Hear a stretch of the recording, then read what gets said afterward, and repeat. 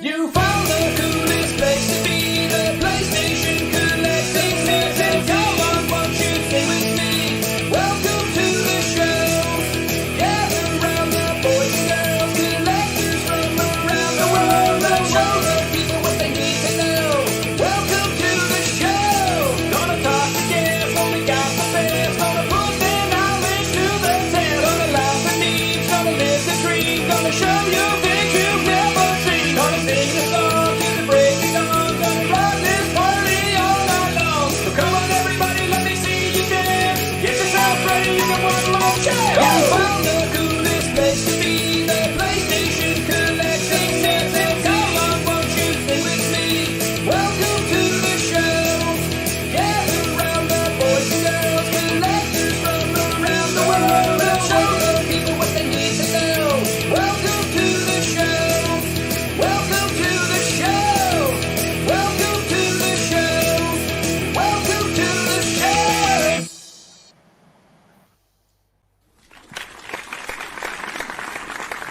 Hey. Welcome. What's up, everyone? Welcome to the PlayStation Collectors Podcast. This is Season 3, Episode number 10. And tonight, or this afternoon, we welcome Hpok Gaming to the show. Welcome, Hpok. Thanks for having me on. Pleasure. Yeah, good to see you, man. Thanks for coming on. So, Hello, Hpok, Hpok. tell us a little bit about yourself for everyone who doesn't know you.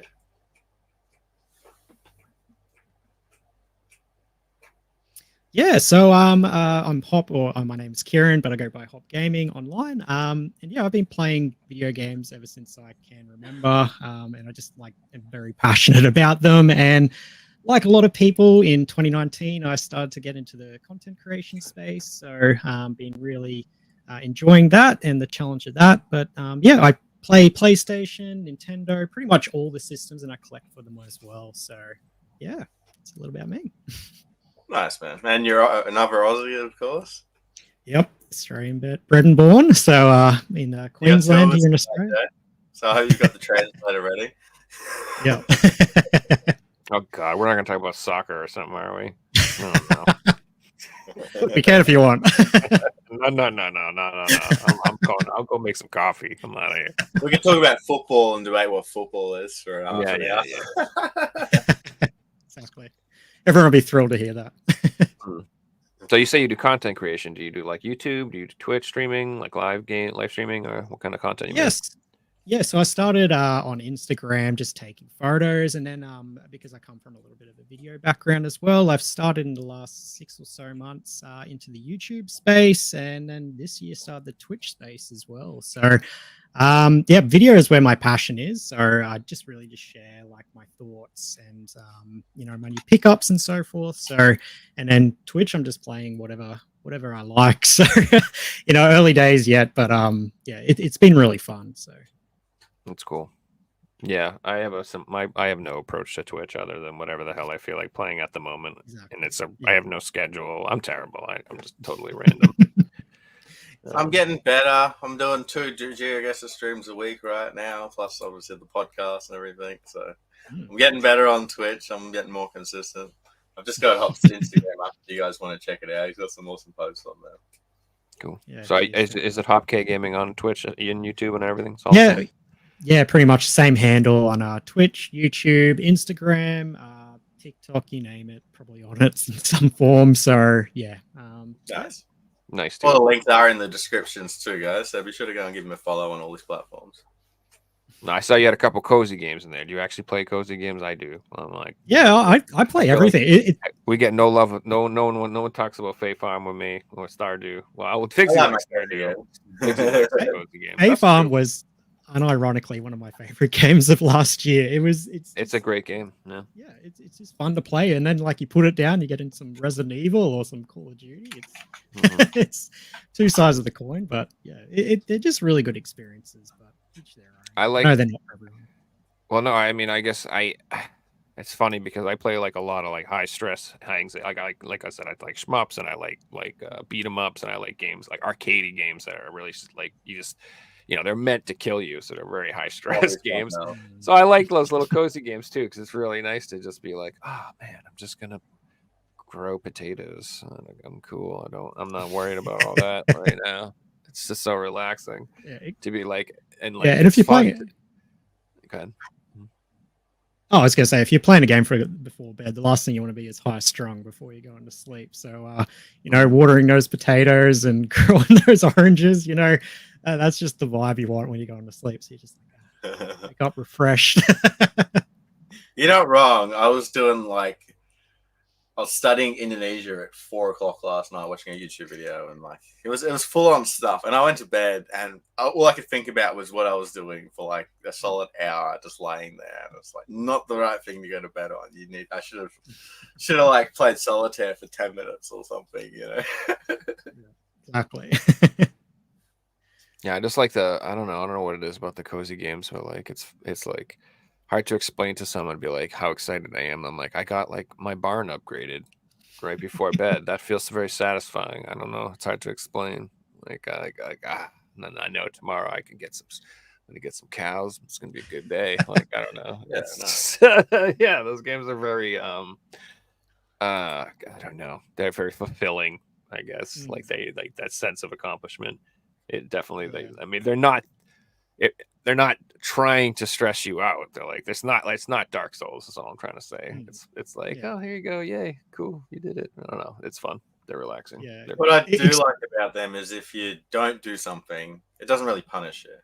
Like we Stardew, for example, if you miss something, worst case you wait a year and then you get to do it again. And there's so many other things to do. It's not like, oh no, I missed this quest, so now I've locked out of all these things and blah blah blah, and I've ruined my playthrough. No, you do things right or your way. There's no wrong way in that game, which is awesome. Unless you like sell all your items, but I don't know. I'm sure you can still survive if you do that. Sell your fishing rod and your shovel and everything. Everybody's first playthrough of Stardew should be like 17 years long and be terrible. Like, and you totally relax and not worry about anything. And then if you like the game, you should go back and try to do like everything in like the first year or whatever. Then that's fun, and you're like got to stress a little bit and plan about your time, which I think that's super fun. But yeah, I mean, the first time you play it, it should just be like you should spend a day just being like, what should I name this sheep?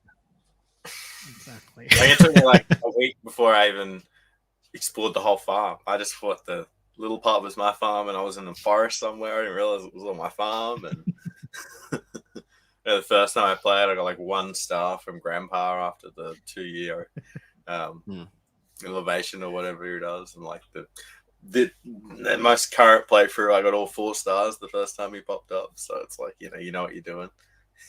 Yeah, I think I skipped like the entire winter the first time I played it. I'm like, you can't farm. Just sleep. Yeah, I've done that before too. What is this? Next. Like, Hibernate. Yeah, anybody got time for that? Oh god, I've 100% done that. Slept through every day in winter, and then like 4 hours later, I've realized that there's like all these winter exclusive fish and different things that you can only get in winter, and I'm like, oh no, I skipped that. Yeah, what the heck is that? Dang, I just ordered one from PlayAsia. One of their like exclusives. They have that 3 for $100 deal. Have you seen that? They're doing that. It's like 3 for $100 free shipping and everything. Yeah, 3 for $100. Anything over 100, you get free shipping, and then there's like a billion discount codes out there, so you can actually get 3 games for like $95. And then I had coins or whatever. I had coins saved up, so I think I got 3. I got 3 of their like limited edition games for like $91 with shipping included. Pretty excited about that. Yeah, I couldn't, and there's a couple. Yeah, what the hell's wrong with me? Sword and Fairy Inn 2. That's the one it is. It's like a inn management game where you have like a little inn and you cook for people and crap like that. Like I said, I'm into games like that. I like that stuff. And then I got like 2 horror games that are Switch exclusives, I think, so far. It's like Saint Maker and then Kwami something. I literally know nothing about them other than they look spooky, and I figured I'd pick them up. So hard to go wrong with a horror game on the Switch, though. And and it's a PlayAsia limited edition. So Yeah, there's another one I have they want. It's called like Red Colony Trilogy. Um, that doesn't look very good, but it's got like a lot of fan service, if you know what I'm talking about. So I figured that might be a good reason to pick it up. Have you guys ever tried it was a PS3 game, I believe. It was a Rune Factory title, Tides of Destiny. I have it. No. It's fun, man. Like it's a very similar concept to Harvest Moon or Stardew Valley or anything. They really focus on the social side of things, and it's just such a fun game. Rune Factory is a Check it out. fantastic series in general. Yeah. So Rune Factory became Story of Seasons, right? No. No, that was Harvest Moon became Oh, okay, Story okay. Seasons. So, yeah. Rune Factory is its own separate thing. I think It's a spin-off So, of isn't Harvest it? Moon, but it's like not the same people, I don't think, anymore. I could be wrong about that though. Who the hell made Rune Factory 5? I have it somewhere. I still need to pick it up because I loved it on the PS3. I need to play the most recent one for sure. Marvelous, apparently. Marvelous. Yeah, so I don't think so. Harvest Moon and Rune Factory were connected. Like they were a spin-off. It was a spin-off. But then when Natsumi bought Harvest Moon, it's like totally different now. But the Rune Factory games stayed like true to themselves and are still really good. Yeah. I really enjoyed them. They're like just a different fantasy offshoot. They also added in the combat, which obviously wasn't in the Harvest Moon or Story of the Season. So yeah, it was a good take on it. And I think they had like monster raising as well, which was cool. So Nice. Yeah, good fun. I love the fishing in those games. So much fun. So, I just love how the little things you can do, like the recipes you got to make and things you got to craft, and yeah, just so many little things to do. Good fun. Yeah. Yeah. Well, guys, our topic tonight is what happens when a game gets delisted. And this comes in with what we were talking about the other day. We've obviously Spec Ops: The Line just recently got delisted. And in the past week, I've never seen so many people pick up a copy of Spec Ops: The Line in my life. Like I've seen 20 people pick this game up, and it's like $100. So my question is, like, what's going on? Like, did people not care about this game when it was on the store, and suddenly now it's delisted? People have gotten FOMO over it, and they're willing to pay 10 times what the price was last week, or they think it's going to be $200 next week or something. That's exactly what's going on. Yeah, it's definitely just that fear of missing out on, I guess. Like, you know, we went through it recently with the whole Nintendo store being delisted on the 3DS and Wii U. Like, some of those games that were digital only are gone forever now. So, yeah, I think it's just a fear. And, like, it was a pretty solid game from what I remember. So, yeah, but you're right. It was $10 last week, and now it's $110. So, yeah it's I've been speaking about this game for years.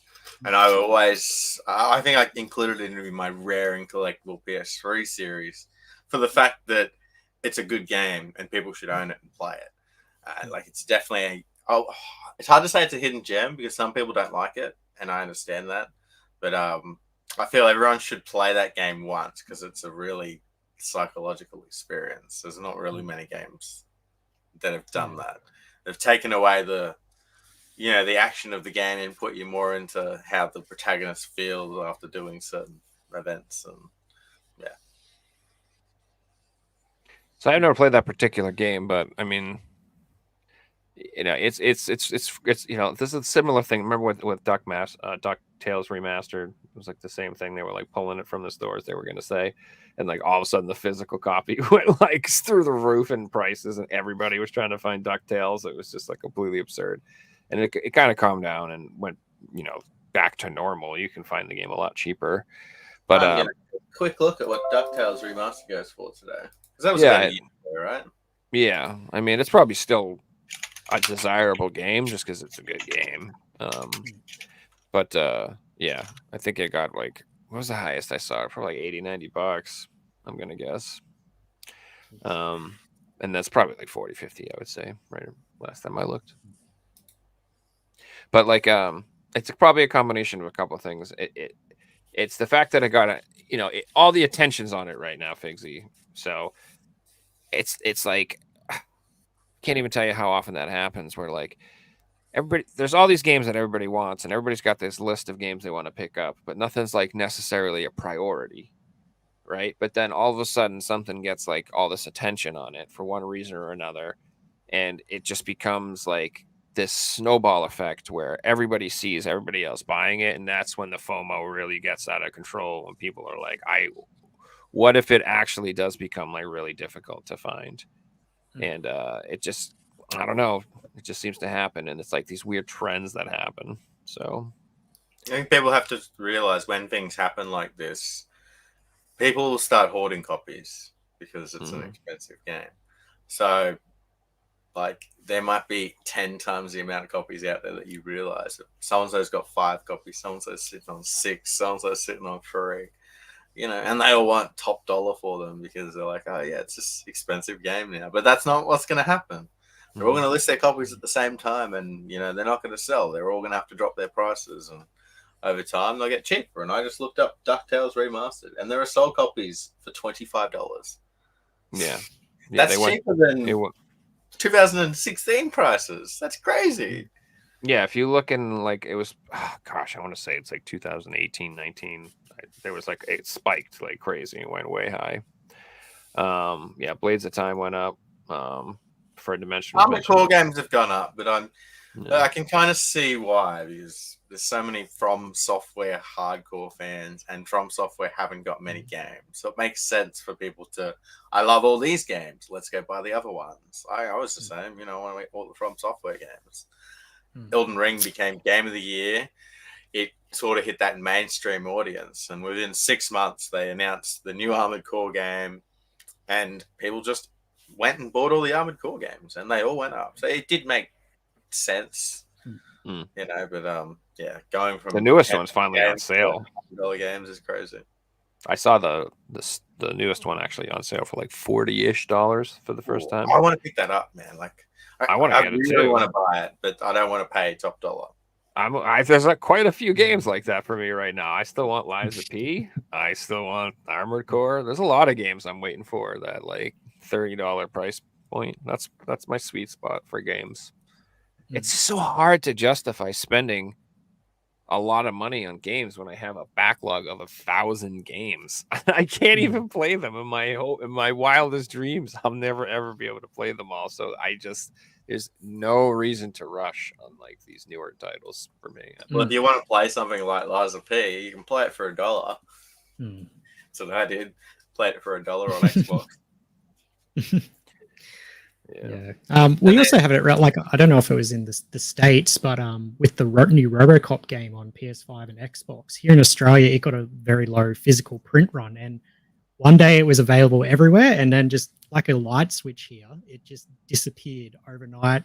Copies are on eBay, $110, $150 each, and the weird thing is that you could import it from the UK for $60, but everyone was going for that region-specific version as well. So I think it definitely has a lot to do with like FOMO. Like I just want that copy because it's so limited. So it's really crazy how it like just goes up and down. And you know what? The publisher might do another release of it. Who knows? And like it'll drop back down just like DuckTales. It's insane how it just can fluctuate so quickly.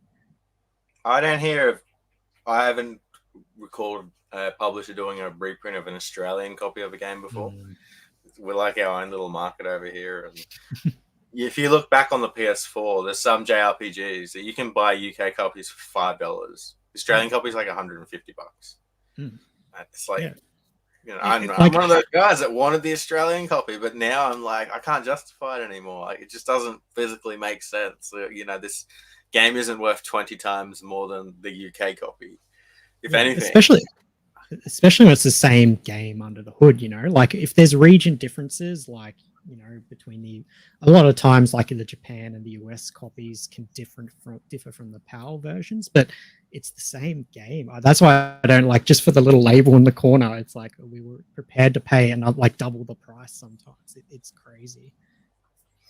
I did it when I collected a full Australian PAL PS3 set, but my goal was to get every Australian PAL game. So like I had a goal towards collecting these things. But you know, if you're just a casual collector, you've got a region-free system, and you want as many games as you can for the best value for money, then get the cheapest version. It doesn't make sense. Like, For me, it all comes down to whether or not there's any DLC or online shenanigans with the regions that I have to deal with. That's the only time I care now. Where if it's like, because I don't want to have to deal with logging into multiple different accounts because that's kind of annoying. So I right now I have like a PlayStation account, a European UK account, and a Japanese account. And I have them specifically because, like, certain games, the DLC will not work on my like my Japanese shmup will not have the DLC if I log in my American account. Freaking stupid as hell. So I need to have 3 accounts to play my games. So that's the only time the region stuff comes up that pisses me off. But for the most part, I really don't care. Although I do care. I mean, I do.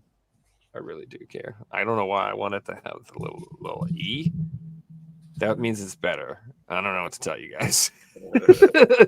It makes sense. All right. It just does. I don't know. No, it's just like you guys. There's like some sort of like strange home team thing about it. You just want your region's games. That makes sense. It's funny you say that. When I first started collecting, I'm like, I hate these Australian labels. They're so big. I want the really nice American or the UK ones. Or check out these ones in Asia. They don't have a rating at all. And I did that for a few years until I'm like, oh no, I like my Australian labels. Yeah, exactly. I don't know. I just so like I like I said, it used to be worse. Like what used to kill me is that like limited run, especially, like they announce a lot of their releases just way after other regions, and they're the ones that do the ESRB release all the time. So I'll have a game that I bought from Japan a year ago that had English on it that I played and beat it, and it's like I have no interest in that game at all. But then they announced they're releasing the ESRB version. I used to always be like, ah, and I would sell my Japanese copy and replace it with the limited run one or whatever. But like I'm done doing that. Like I've just decided I'm over it. It's not worth the extra effort. I don't care anymore. I'm not going for a full set of limited run games or anything like that. So I'm just keeping the cool Japanese ones. And I honestly think I don't even care if it's like dollar wise that the value is not the same. I like the Japanese games. I think that looks badass. I feel like if you walk into my game room and you see a wall of Japanese games, you're like, this motherfucker plays games. Holy shit, what the hell? What kind of madman has Japanese games? I don't know. Like Japanese games, and you know what they all are, and all the spines are in Japanese. I don't know what they are. Oh, really? I know like 10 minutes to find the game. I'm like, is it this one? Is it this one? Is that like memorize? I haven't learned a kanji or anything, but I've like memorized what the spines look like for each title, just looking at my wall for so long. I have a general idea. Yeah. Like I don't know, because I don't know. It's why I try and. Oh, I was gonna say that's why I sort my Japanese ones with the English name, so I at least have like I can go. I think I know the one that I want. So yeah, mine are all in alphabetical order with the Japanese ones slotted in the right spot. I used to store them all by Japanese games are cool. You can for PS3 you can sort them all by the rating, and all the spines will be a different color depending on what rating they are. So it looks really cool when you put them all together like that. That's what I was just gonna say. I don't even know why, but I'm like, I do them by the color. I have like the blue ones and then I have the green ones, and then I have the black ones or whatever. Like I have the little. I don't know. Yeah, is that what it is? Are those ratings? I don't know. Yeah, that's the ratings. I liked it. I think they look cool. Seriously, look at all the pretty colors. That's exactly what I mean. That's the type of collector. I did literally tell you last night I bought a game because I thought the spines looked cool. Like that was why I bought it. I was like, look how cool it looks. I don't know why you mean it. I'm not gonna play it. It just looks freaking sweet. Yeah, that's the type of collector I am. I mean, we go back to our topic. I feel for the day when the physical stores go down, and that's when prices really shoot up. And like, what are we in for then? Like, if suddenly the PS3 and the Xbox 360 store went down, like, what's the future for gaming hold? Not just these games being delisted, but suddenly DLC will stop working and you won't be able to download day one patches. And that's suddenly when our games will become, oh, does this work or do I need another version of it? Like, will the Game of the Year version suddenly shoot up in price, or, what's going to happen then? Yeah, like we just had it happen with the Nintendo and Wii U and 3DS stores. Like they're gone now, as I said before. So, it's a scary thought, and that's why I'm so like a big advocate for physical games. But like in this day and age, like the PS4 games and PS5, they don't even work. Like the full game's not on the CD, unfortunately. So, yeah, it's quite sad when we risk not truly owning our games, and that's why I think it's quite important for physical preservation in some sense. It's scary to think, like, how many games are we going to have that are just tokens of a game that used to work? And, oh, this game's really cool, but I didn't download the day one patch, so I can't play it, and all the trophies are bugged, and blah, blah, blah, and you can't play online anymore. And hey, what are you doing? So it's interesting that you say. So I think that's where, honestly, like for preservation purposes, there'll be a lot of games that actually are preserved more on the digital side than the physical side, because there will be people that did download all those patches and download this and other and all that other stuff. So the thing you got to always remember is that as time goes on, memory gets cheaper and cheaper and cheaper, and the sizes get more astronomically ridiculous. And there was a time when having a little micro SD card with freaking 2 terabytes on it was like a ludicrous idea. You know what I mean? Like you could just, but now like you can just like put, on a little tiny SD card, you can put like the entire NES library, Sega Master. It's what you can do with the older systems. That's going to happen eventually with PS2 and PS3. Like in a decade or two, you will be able to put the entire PS3 library on a tiny little tiny little micro SD. You will. And like once you get to that point, and that people will be preserving games more in that way, and then these things that we collect will just be collector's items, the same way that like everything else that becomes collectible, like people don't necessarily use them for the original purpose. Like people collect oil cans from the 20s. People collect old oil cans, not because they want to use the oil. It's because they're collectible and they're old and they're cool. And that's kind of where a lot of the games will go. I feel like it'll be collectible, but not necessarily for the purpose of you won't even play them. It's just for the purpose of collecting them. Like for the reason people collect old glass bottles, people collect anything you can think of. Yeah. So in some ways, there will always be the draw for the authentic experience with a lot of games, because if you're talking like PS1, PS2, like the pre-patch generations, that stuff will always work. We don't have to worry about that stuff. But like for PS3, PS4 games, other than the ones that actually have the content on the discs, which I'm going to say is what, 40% of the library, I'd say, like conservatively. I'm going to say less than half of the games probably function on the disc. And that's basically 80% of indie games and like 4% of AAA games. Like no AAA games will work, none of them.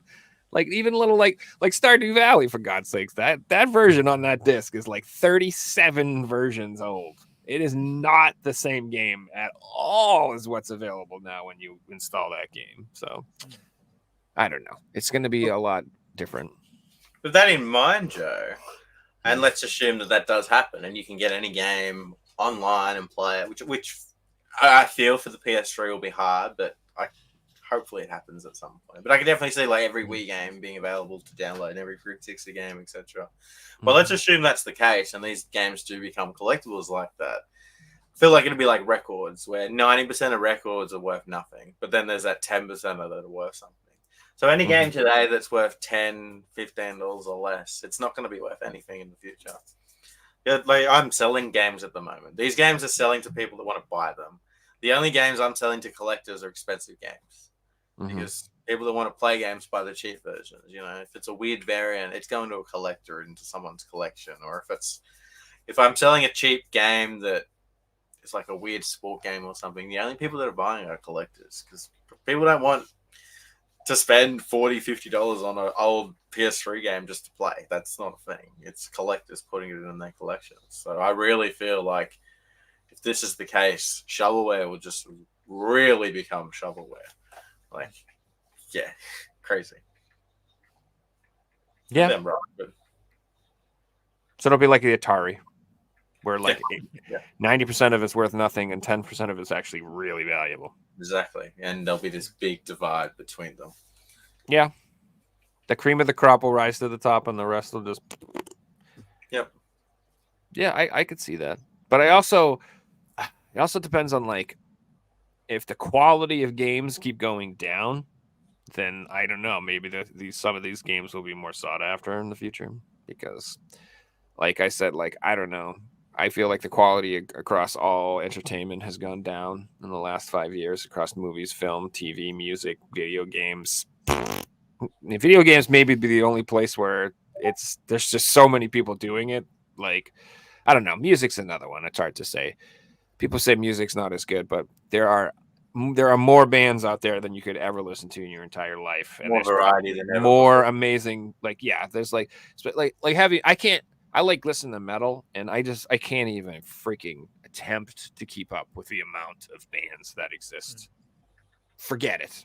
It's just there are 1,000 new metal bands that released that video today. And there'll be 1,000 new metal bands that come out next week. It's just absurd. Like I can't. It's just that's how much stuff there is. So it's hard to say no one's doing good stuff. There is, but like it's just I don't know. I don't know what I'm trying to say. Like it's overwhelming how much content there is, and so it feels like it's all crap. You can't get to the good stuff because you have to wade through a sea of shit. you drown before you reach the island of goodness. Does that make sense? I want to counter that. You mentioned that video games is on the decline. I feel like last year in particular was an amazing year for video games. We had so many big games come out, and this year there's so many announced. I know we get a lot of like, I hate the whole, let's do a remaster, let's do a remake, let's not make a new IP. Let's do The Last of Us remastered. Let's do The Last of Us 2 remastered. You know, like I hate that. Especially remastering a game that came out 5 years ago. Like, come on.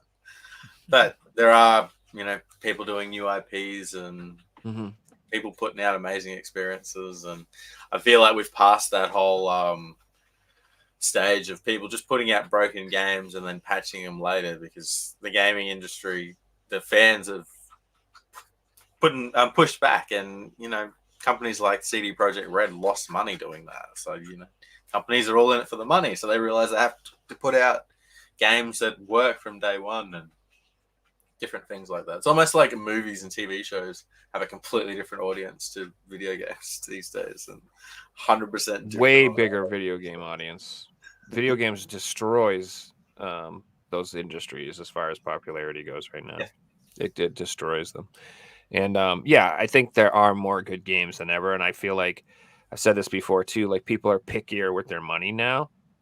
And like we've waded through all the bad so much. We've gotten so much crap that, like I said, it's like, there are too many options for people.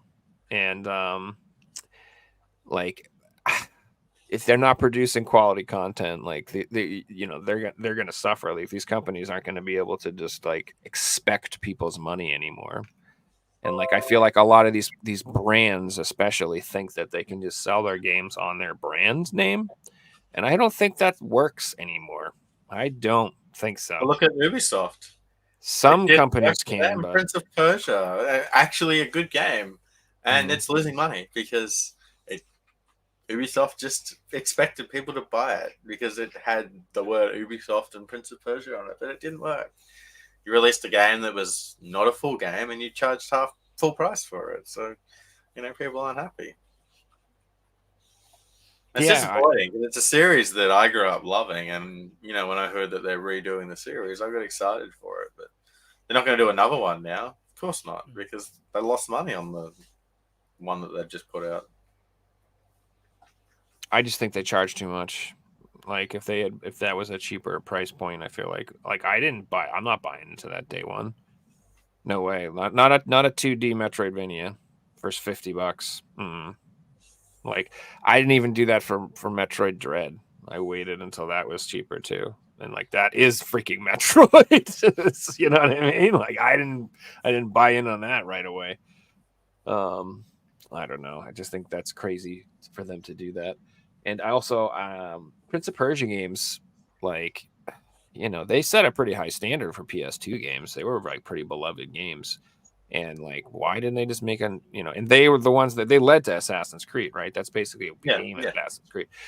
So I understand that Assassin's Creed kind of replaced Prince of Persia, but if you're going to revive the franchise name, you might as well make some sort of 3D action game in that vein, I would think. It's like, if it's the same, like, nobody wants a new Devil May Cry that's a 2D Metroidvania game. Not Devil May Cry fans don't want that. Metroidvania fans want that. We like Metroidvania. Yeah, that was going to be my next point. There's a group of people that would like that, but it might not be the fans of the people that have that series. Correct. It's like Animal Crossing fans would not really love a Metroidvania. Well, let's look at the same thing with Castlevania. Castlevania did the whole 3D action thing, and the fans didn't like it. You know, the Lords of Shadows got heaps of hate when it first came out on PS3. They're good games, but if you're a Castlevania fan, they're not what you want, you know. Yeah, it's a bit hard because, like, I picked up it and I think it's a fantastic game. And in a way, it kind of goes back to its roots of the original. But I think a lot of people focused on the PS2 entries, like you said. They're the ones that are beloved by the fan base. So everyone was expecting that. And when they've delayed the remake of the Sands of Time, that's just been in the background for a while. It's a hard sell. And like I had people say to me, oh, it just looks not great compared to like something like Last of Us 2 or, you know, another modern gen game. It's a very hard sell, but I think I'm a firm believer, like, you know, playing the gameplay. And I think that's what the demo is really for, to try it out. But I think, like, you're right, it is a hard sell just based on the looks alone. And I think and they also risk by doing just another 3D entry of like people going, you know, it's just not the same, or they're just rehashing what they did, like they with Assassin's Creed got to. So it's a difficult line to tread, and like that's why I think it's a hard one to call, because if they do something different, it's too far away. If they do the same thing, it's too much the same. So, Oh, but you brought up the point that people compared it to The Last of Us 2, and it's an unfair comparison. I feel like when you charge the same price, it is a fair comparison, because it's the same price as a AAA experience. So if you're buying a $60 game, you should get a $60 experience, which isn't, for me, it's not 30 hours. It's at least, you know, 50 plus 100 hours, maybe even playing this game for months on end. Like, if I don't want to do that, then I'll wait until it's on special or buy a $30 game or something. And we've become so accustomed in the gaming scene to get money out of a $60 game that you almost expect it these days. And I think there's a lot of people who just look at those. Like, I love old school design and 2D sprites and 2D action games and simple games. I love that stuff. I live for it. Like, I could play Metroidvanias to the end of time, but I do think that there's a lot of people who just, there's some certain genres, they're just over it, dude. Like, they don't want to play any more Metroidvanias. They don't want any more freaking roguelites. They don't want any more, like, I feel that way about like deck building games. When I see cards and deck building games, I'm like, I'm out. I'm gone. I'm just not interested in this genre. I don't care if it's the best game in the world. Like that game Inscription. I've heard it's fantastic. Looks so good. It's won awards. I guess it like won Game of the Year or some shit once or something, right? It was like, I don't know. It supposedly is the greatest thing, but I'm out. I'm like, I'm not interested. And like Binding of Isaac's like my favorite thing in the world, dude. They have that Bumbo game, which is like an offshoot game. And I was like, oh, look, it's freaking cards. I'm like, I'm out. I don't want nothing to do with this. So that's like my favorite franchise in the world. And I still have nothing to do with that. So anyway, my point is like, I feel like that's how, you know, there's a whole, I think the younger generation specifically, they're not all about those games like that. They look at those and they're like, this is boomer shit, man. I don't want this. I want to play Liza P, dude. That's what I want to play. I want to play these new AAA titles that look incredible. So And I don't blame him. Like, did you see like Grand Blue Fantasy? I was watching Joel play that on Media Glitches. You know, holy crap, does that game look good? Wow, it's just so gorgeous, and that's the same price pretty much. You know, you can play that. I don't know. You can see that If being a you're a lot more kid today, appealing. there's so much more choice too. Like you're seeing all these amazing looking things. Why would you want to play some little 2D thing that looks like it's from the 80s? You know, Because you're There's- cool. Because you're a cool little kid. You want to play the cool old school. No, you don't have to play that. Yeah, but you're not cool if you go into school and you're telling your friends that. That's not how kids would treat kids these days. You know, we all know what kids are like. Yeah, they don't talk about their skins on the Fortnite. Exactly. And they're all dabbing on each other and being sus. I don't know. Taylor Swift or something. GZ said Powell's devs said their roadmap includes a card game within 6 months. Sure. Yeah, and you know what?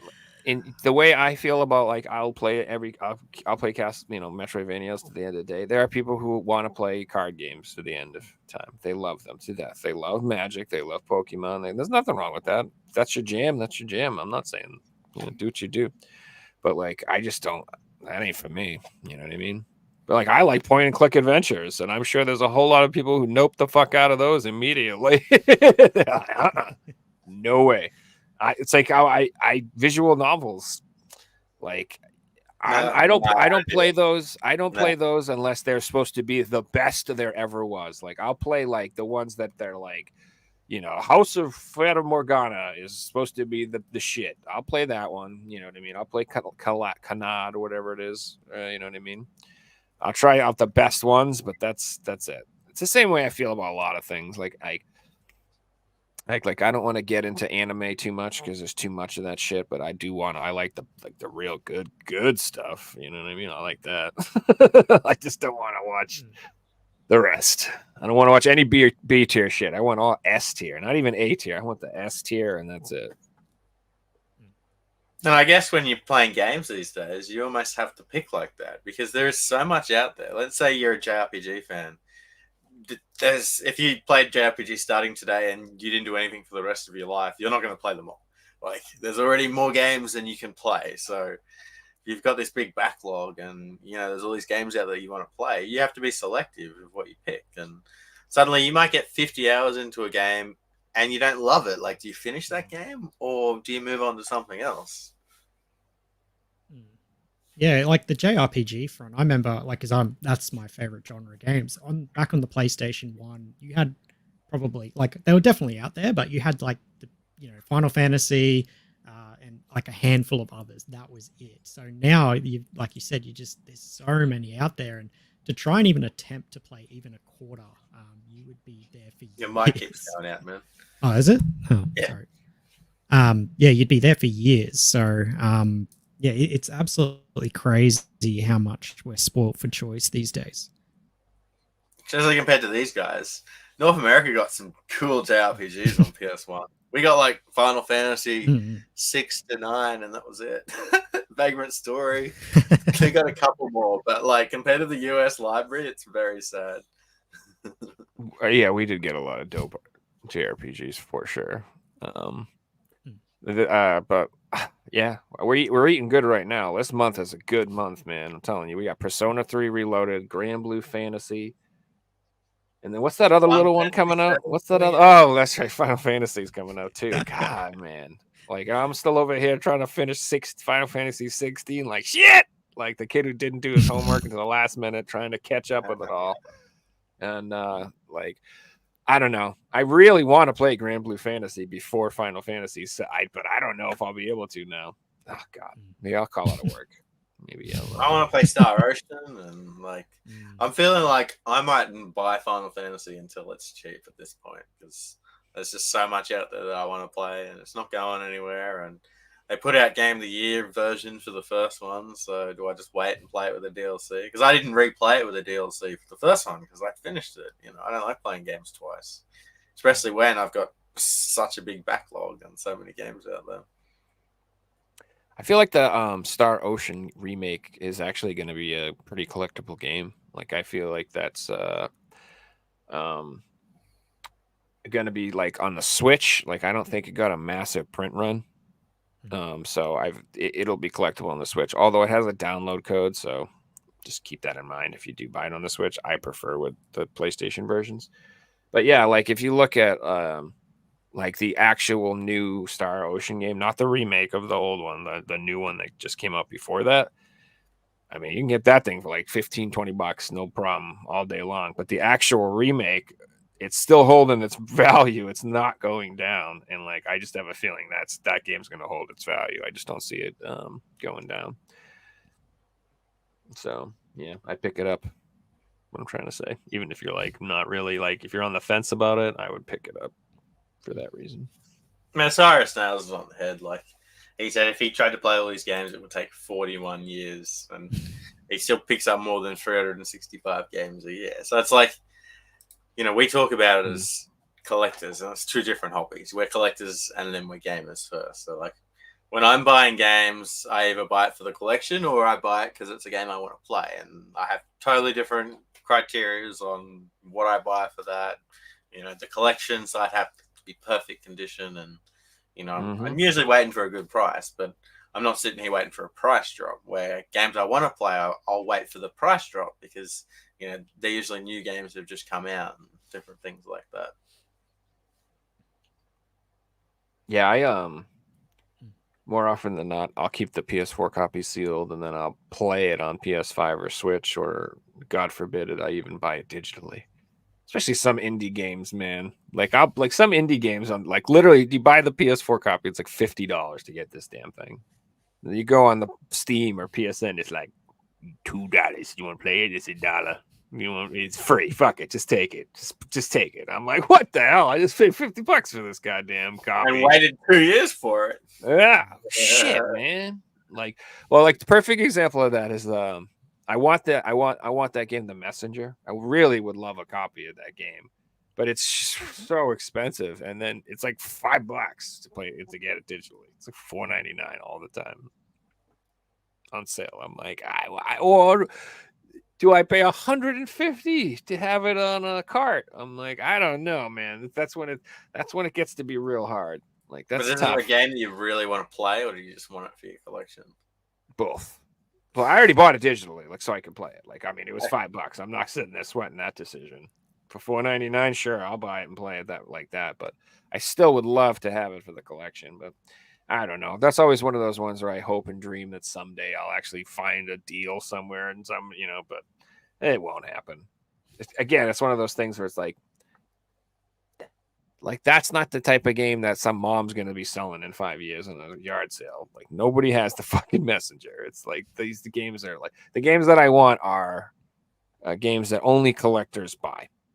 Like you said, they're not like when you were talking about selling certain variants and stuff. Like it's not like your average person who's going to buy this stuff. This is collector stuff. You know what I'm saying? And that stuff takes 10 times longer to sell as well because your buying audience is so much littler.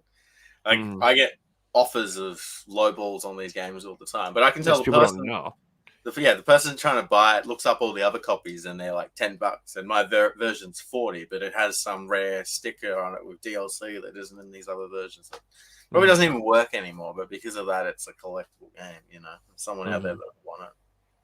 Yeah, and they don't even know, and they're just like bidding on it because they have no idea exactly. Yeah. So, what do you like? Collect for the most, Tom? You say you do collect physically. Yeah, I'm mainly, my largest collection is probably the Switch. I'm nearing about 550-ish games now, but I also collect for all the systems, so Nintendo DS, 3DS, PlayStation 5, 4. So yeah, Nintendo Switch, like to go back to your point before about buying games day one, I normally buy Switch games because they're the cheapest at release point 99% of the time here. I don't know what's like in the States, but Australia, they just release it here 69 retail, and then they'll go back up to 90 and they'll just stay there, and they're just trapped. So there's the odd like third party that will go up and down, but so Nintendo's where it's at, just because the Switch is like sort of the console I dreamed of as a kid, like the one you play on the TV, pick it up, take it on the bus or whatever. So that's the main reason I do for that. But I still love like my PlayStation and like the what do you call it, retro games, 64 and all that. So Yeah, dude, I think part of that reason in Australia is they don't produce as many games anymore. So like I noticed with let's use Klonoa on the Switch when it got released. My local store got one copy, and that's how it was in each store. And there's like 1,000 EB game stores in the country. So does that mean there's 1,000 copies? And that game, once it was gone, I feel like that got a reprint. But the prices were just from day one. They were for $30-$40 cheaper than EB games. And I feel like that's also got to do with the way things work in Australia. So if a scalper, someone who wants to sell it, takes it and they sell it on eBay, well, they're paying 13-14% fees. They're paying $10 postage. So really they're making $5-10 more. It's all these extra fees that you have to pay, and that just pushes the prices up because that sucks. It's a gamble because I've definitely had the opposite where I've picked it up at full price. 2 weeks later, it's $30, and you're like, oh god damn. But it's the risky run. Like it's just especially for Nintendo, it's too variable to miss out sometimes. I don't pick up every single thing, but like definitely like the Klonoas, the all the ones that are like you think are going to be uncommon or low print runs, I definitely pick up. So Atlas titles and NIS America and different things like that. Even for Nintendo, you can buy AAA games at full price and they hold their value. Like you can buy a Pokemon game day one, it's always going to be worth what you paid for it, which is crazy to me, but it's true. Like, Mario Kart is still 80, 89, 95 here. Wild. Still $90. Like what? And people buy it. People are still buying it. So that's what Nintendo have done, and they control their own market. Like, you find PlayStation, Xbox, and Steam have the same game most of the time, but then Nintendo will have an exclusive game. So it's because they're the only ones that have it, they control the prices. And if they don't want to sell it cheaper than $70, then they don't sell it cheaper than $70. The way they release things is they put out enough so it sells out, but the prices don't go too crazy. And then they put out more, and then they release more. And it's almost like they've done this for so long that they just know what to do these days. And they do. The Nintendo control the market on their games. If it's a Nintendo IP exclusive, it's retail price. Like it's rare to see it even $20 cheaper. It's crazy. Yeah, if they could only get their fucking online service all squared away, they'd be good. That's the only thing they suck at. I was just gonna say, and you know what? You can always trust like Nintendo games are gonna be quality and they're not full of bugs and they work, which you can. But you can also say that their online service has been shit for the entire life cycle. I can't remember I got Mario Maker 2, and I'm like, time to play online.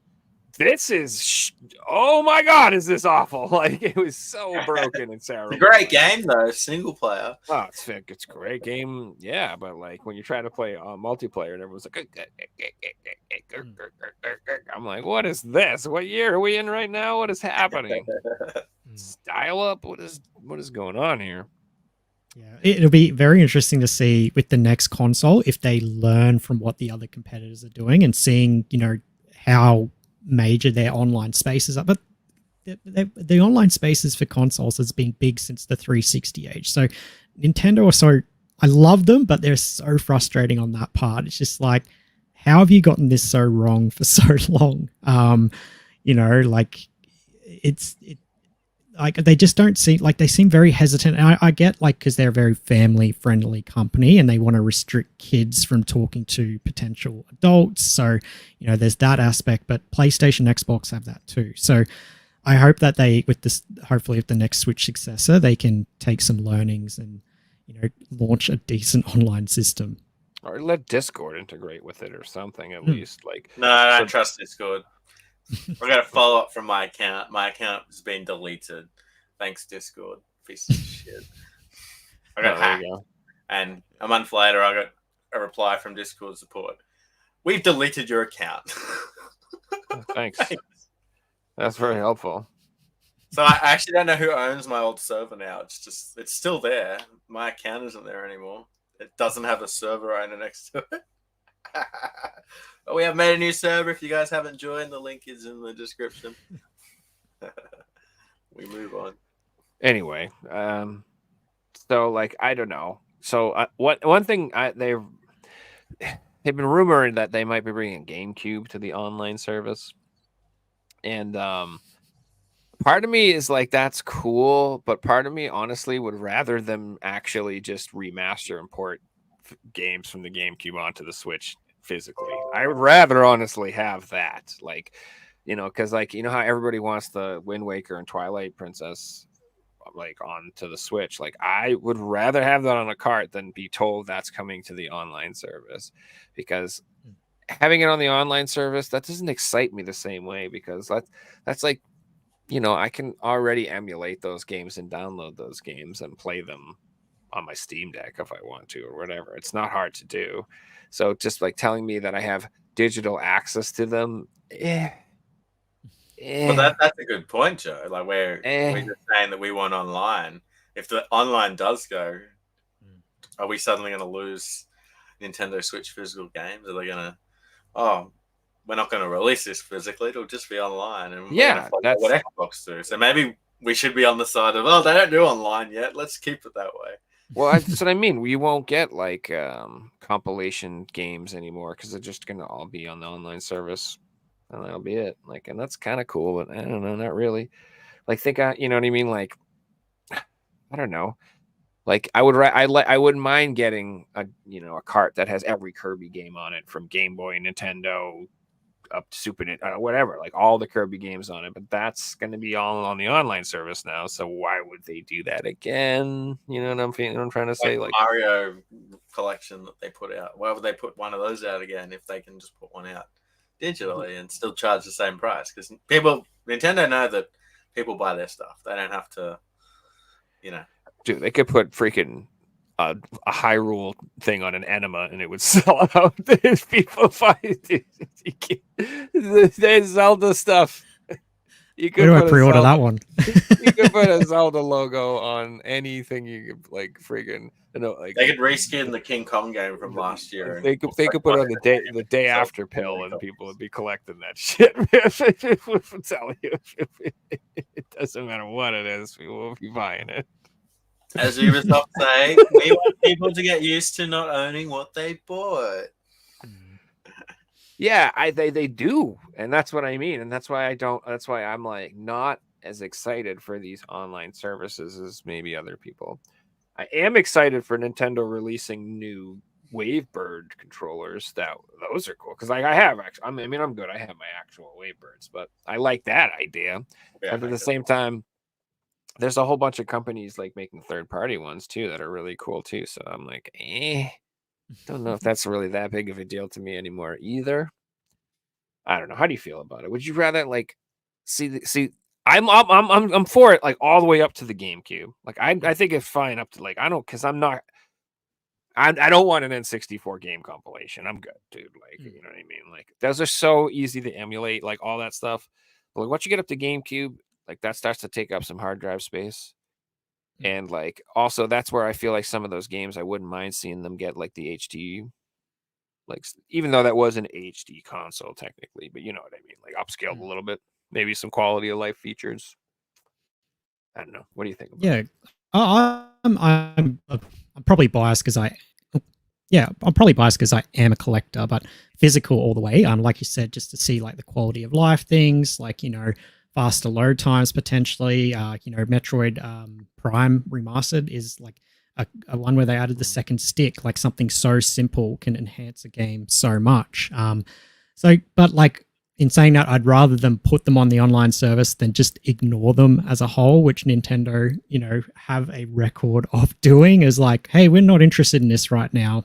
Sorry, like that's it. So, you do have a lot of games that are trapped on the console, like Fire Emblem, up until the announcement, Paper Mario, Star Fox. They're just all on that system and not available. So I'm all for like availability in any form. But obviously physical would be the preference. But yeah, so I feel like they're gonna use it as a push to sell the online service with their new console. Like they'll probably like have it be part of it with that. Is my guess. But like, I don't know. I'm also sick of buying accessories for Nintendo. Like, what are they gonna make me buy Wii controllers again too? When they're gonna start doing that again too? Yeah, you see all those N64 controllers behind you. You're gonna have to rebuy all of them. I'm sure of it. They won't make those controllers compatible with the new system. I mean, it's Bluetooth. It should, those bastards. If they do that, I'll be really upset. But I could see them doing that.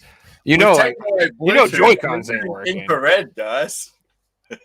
I'd be shocked that the new system's not going to use Joy-Cons. It's not going to use Joy-Cons. So they might have compatibility with Joy-Cons for backwards compatibility. Maybe they might, so you can play WarioWare or whatever. But like, they're going to have new types of a new interface for the, because they want to sell you stuff. You know they do. So it'll be like, I don't know. I just want controllers, dude. Like I don't want. I'm sick of gimmicks. I hated the motion controls. I don't like Joy-Cons. Like, first of all, I'm a giant. I have massive hands. What the hell are these tiny little controllers? What the heck are you doing? These things are like I don't know. What is this? A school for ants? You know what I'm saying? Like that's like this is tiny. I know. I can't they literally cramp my hands, and it's just mad. I hate the Joy-Cons, and the drift sucks. And like even when you're holding the Switch, it's like I need like grips and attachments on it to play the damn thing. I hate them. So I just want a controller. Like I just wanted to make, and that's the other thing too. It's like you end up just buying controllers anyway. So great.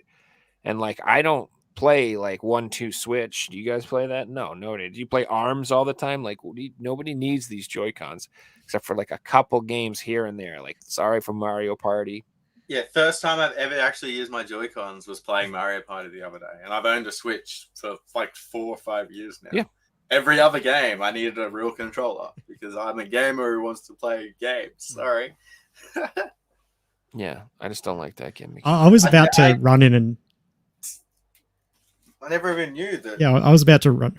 Buttons on the side of the Joy-Con. I was going to run in and defend the Joy-Con, but then when you said that was the first time, I was like, when was the last time I detached the Joy-Con from my Switch? I cannot remember. So, duly noted, I'll take the L. I'm sure if I had a Switch when I was 8 years old, I would use them every day. But I'm 30. That's not how I play games anymore. So, and I don't even like using... You can get an attachment for the Joy-Con. I don't like using that. I have to use, an actual controller that's big. It's like an Xbox controller, and they're cheap too. You can get these wired for like $20. Yeah, I have to use these to play games. I can't play Zelda just on the Switch itself, or on. You can get like a little black attachment for the Joy-Cons. I can't use it. It's too small. Yeah. I was reading today that Twitter's going crazy that Nintendo Direct hasn't been announced, and they've done a Nintendo Direct every month for February for like the last 5 years or something. And I read a comment that made me laugh. This guy's like, yeah, Nintendo can't wait to announce Mario goes to the fridge and gets a glass of milk so it can sell 60 million copies. I mean, at this point, right? I love direct speculation. It's just like, oh yeah, it's happening now. It's happening now. No, I swear they just watch it like, all right, let's calm down a bit. Let's do it. It's like the whole people on Twitter who were spiking up the Grand Theft Auto 6 announcement like 5 years before it actually happened. I've seen that trending every single day, or the same people that make Bloodborne trend every single day. Like, come on, no one got a life at this point. Donkey's video on GTA 6 was hilarious. Just like the timeline of like the 3 years of people going, it's happening. We saw a 3 in this advertisement over here. So funny. Yeah, and there's going to be more crazy fake news that we're going to get in the next year or year and a half until the game actually comes out. Like, it mightn't come out till December 2025 at this point. So, that's a lot of time between now and then. Let them cook, I say. Let them cook. I know we're all eager, but like, if anything, like Cyberpunk and like all the the releases that have just been broken, it just shows that give developers time they need, and like it'll get it out. And I know it's the publishers that push them at the end of the day, but like, I like the old Miyamoto's saying a bad game is forever. I can't remember. Bad games. Yeah, it's a delayed game Whatever it is. can be good. delayed until it's released, but a bad game's a bad game forever. And like, if you ask me, and like, look how long. My experience is the day one experience. Sorry, I don't care that it's a good game today. I had shit time playing it, and I spent good money on it. Yeah, I only picked up Cyberpunk again 3 months ago, and like it's amazing now, but like it was ingrained in my head. I'm like, that choppy experience, the world breaking immersion, like that was ingrained in my head. Same with No Man's Sky, like just the empty world. It's an amazing game now, and like all credit to them for sticking with it. But like those experiences are ingrained, especially with like this so fast moving gaming world at the moment. A game will be gone in 2 weeks, like out of like someone's mind. So, getting it right the first time is really really important. And I think, give Rockstar the time they need. They need to just make sure it's up to the scratch quality that they're known for. So yeah, give them the time. I say, even if we need to wait till 2026, yeah, it sucks, but like I'd rather have a more complete experience. I feel like GTA 6 is too big to fail at this point. Like they're putting billions of dollars in this game. They're going to have the best people in the world all working together on this thing. They're going to have a team of people who won't let it be released until it is the best game that's ever been put out, blah blah blah, because they have all this is not the most expensive video game, but the most expensive piece of media ever produced. So more expensive than any movie that's ever come out or anything. Like if you've got the money, surely you can hire the people to make the product right. Like they should know before it comes out what reaction they're going to get. Yeah, so like I've said this before too, like it'll be a financial success no matter what, even if the game is trash, just because everyone's going to like buy it and pre-order it in day one. It'll be a massive like out of the gate thing. And like they're one of the few places in the entertainment industry where I think people still have good faith is in that franchise. Like people will buy that day one. And I feel like most other people, for me at least, I don't know what everybody else, I'm in a wait and see mode for almost every game that comes out. I'm in a wait and see.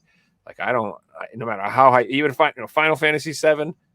Well, I'm pretty hyped for it, and I'm pretty confident that's going to be good. But like, there's still a part of me that I'm like, hey, what if it's all broken and it's trash? What if it sucks? What if the frame rate blows? What if I want to wait for the DLC? What if it's way shorter than it was, or it's just not really that fleshed out? Or what if the story sucks? What if they're like literally change the story really badly and upset everybody? Like things happen all the time, and I'm in a wait and see mode for everything that comes out. Like nothing. Anytime they announce something new comes out, I'm hesitant to be excited about it these days, because it's just very rarely does anything deliver. Very rarely.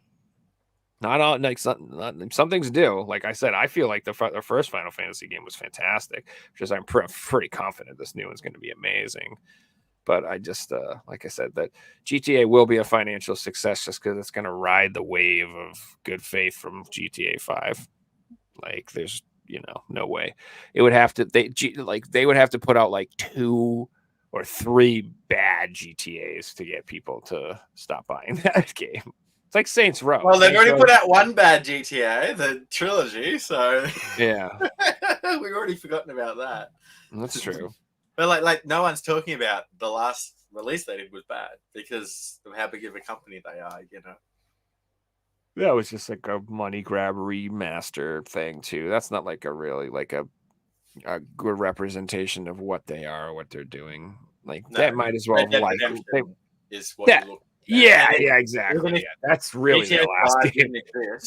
and it was just Red Dead Redemption. That game sold 50 million copies alone. Like, it's one of the biggest games of the last 10 years. But because of GTA 5, it's overshadowed, which is pretty crazy.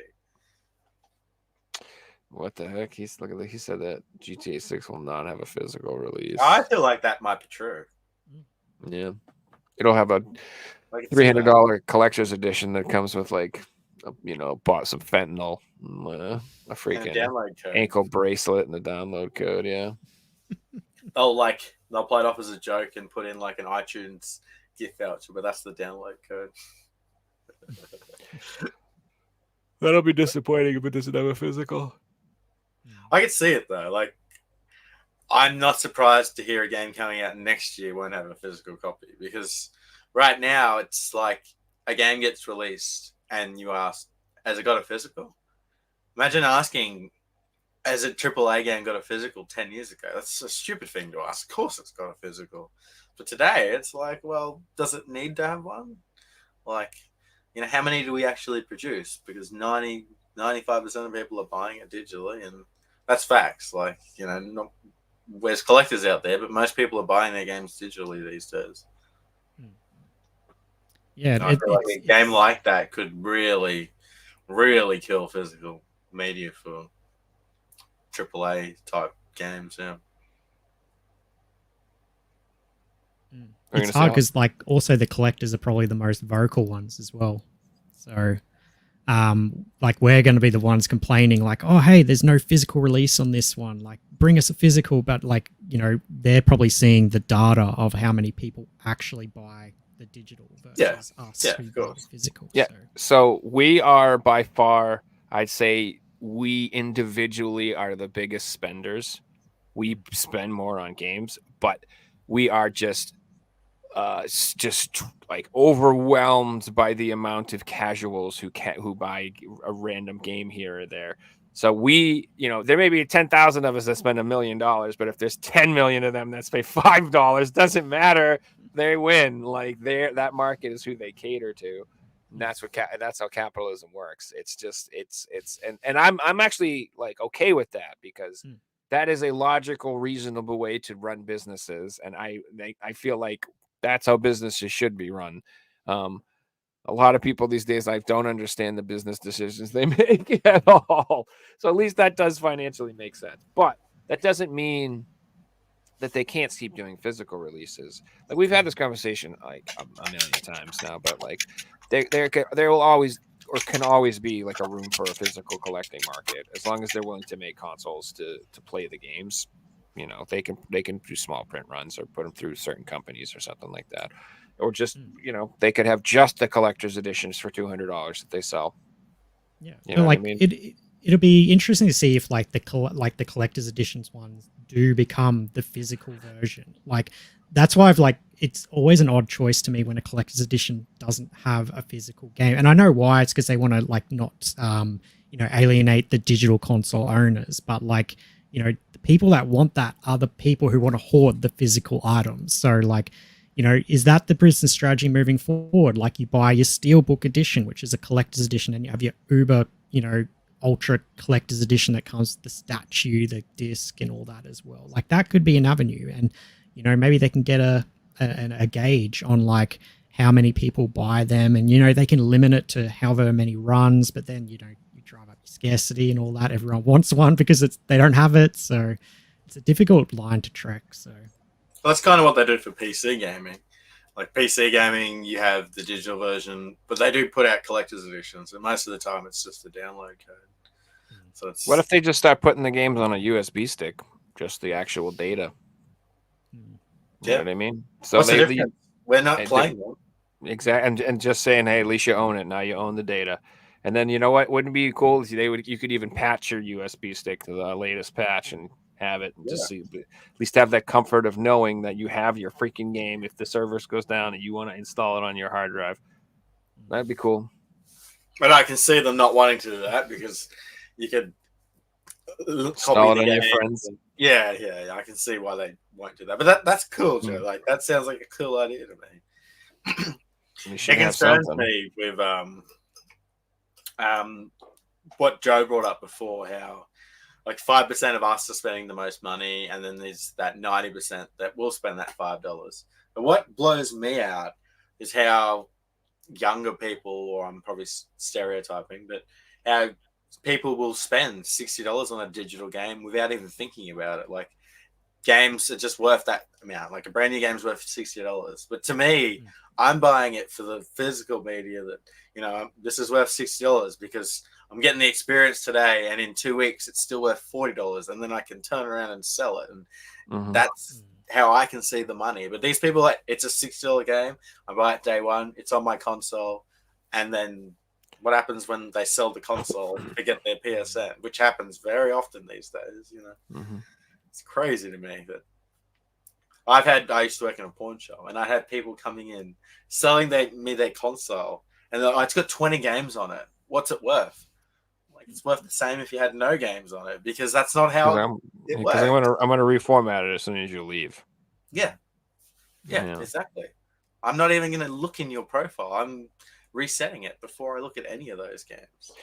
Yeah, because they don't understand. It's like, yeah, and all you got to do is change your password, and I can't play your games anymore, pal. Get the hell out of here with that. That's not, I don't know shit. Like, people do the same. I've seen the same thing with 3DSs all the time. People are like, it's got all these games on it. I'm like, nah, dude, it's got nothing I want.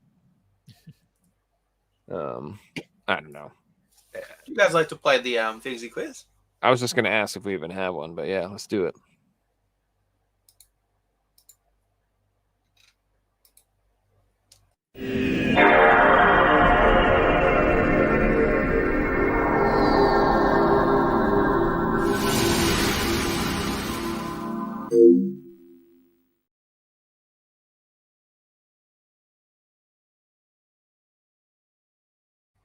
Before we get into it, I do have a little question for chat. So, chat, here is your question for the week. So, you got a couple of photos, and you guys have to name the video game from the photos. What the fuck? Like, oh, I hope this isn't the quiz because I'm screwed. I equals V divided by I. Oh my goodness. Good luck with that.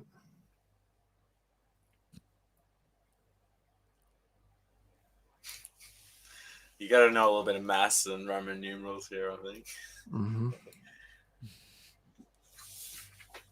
All right, while chat's thinking about that, let's get into the quiz, guys.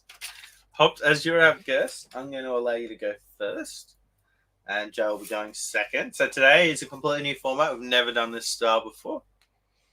The way it's going to work is I'm going to show you guys a photo. There'll be 2 photos, but we'll do one at a time.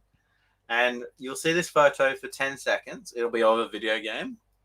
And then I'm going to ask you a couple of questions about that video game. So you have to be very careful to look at the image and look at everything. So here is the first image. So both of you guys will be answering from the same image. So Joe, pay attention as well.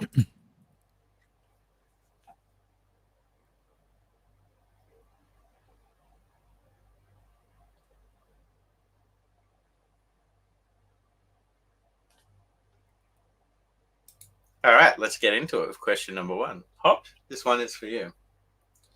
What color is Donkey Kong's hat?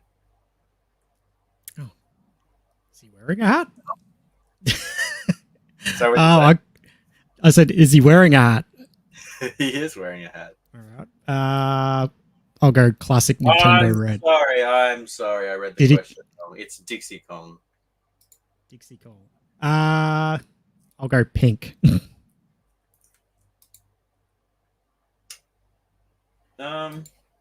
Look, the answer I have is purple, but that looks pink to me, so I'm going to give you a point. Technicality, I'll take it. Yeah, I'm overruling your answer here, Pavel. I'm sorry. All right, Jack. All right. What shape is the object in the letter O in the name of the game? Barrel? Sorry? Like a barrel? Like what shape? Yeah, like a barrel. The O's have got a shape. It wasn't a barrel. Oh. Hand it over to you, Hop, for this too. Gonna go a classic banana. Wasn't a banana. So the answer we were looking for was a star. So that's all the answers for this first picture. So we can see we've got the pink hat and we've got the stars in the O's. Gotcha. So we'll move on to the second one. And Joe, you'll be going first here. So this one's going to have 4 questions associated with it. Okay. We'll again show you guys the image for 10 seconds. Pay very good attention to it. Chip, chip, chip, chip, bandels. Rescue rain, chip, chip, chip, chip, bandels. When there's danger, you know it never fails. They'll make the move. They'll find the ways and whys and woos. I'm not paying attention at all. All right, first question. This one's multiple choice, Joe. How many apples are on the cover of this game? Was there 1, 3, or 6? How many what? Apples are on the front cover. 1, 3, or 6? 6. 6 is correct. Duh. That's what I was like. Chip, chip, chip, chip, bandels. Counting apples. All right, question 2. Hop, this one's for you. What color are the eyes of the Robo Dogs? Oh, yellow. Yellow is correct. Moving on to question number 3. Joe? Impressive. I can't believe we're going to get any of these right. What is holding the chip in his hand?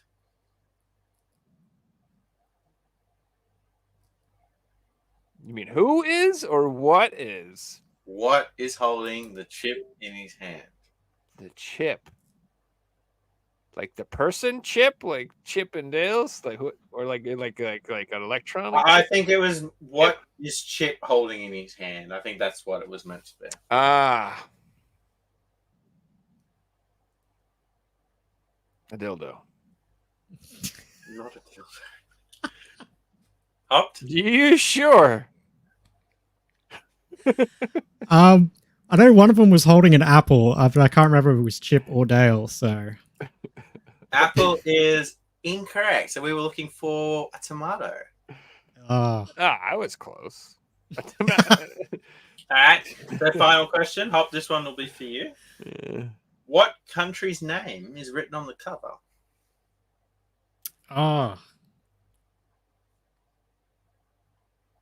Remember, because I studied the thing in the corner. I'm going to go America, but it's probably not. USA is correct. Nice. Well done. I'll show you guys the image quickly. You know it never. We've got Capcom USA. We've got the tomato. The apple tree. 1, 2, 3, 4, 5. Where's the 6th one? The one at the top? Yeah. See, Chip's holding it now. I mean, Dale's holding it. Wait, who's Chip? No, Dale's the one with the apple, and Chip has a tomato. Yeah. Yeah. I couldn't remember who was who. Yeah, no, yeah. Too long. At the end of today's quiz, Joe's finished on 1 point, but today's winner with 3 points goes to Hop. Well done, Hop. Well done. I don't know how I pulled that one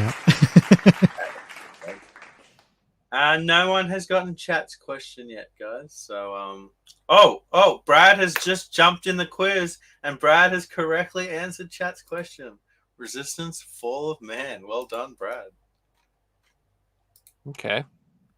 Formula for resistance. Oh my god. I'll take your word for it. R equals V over I, and then we have the fall of man.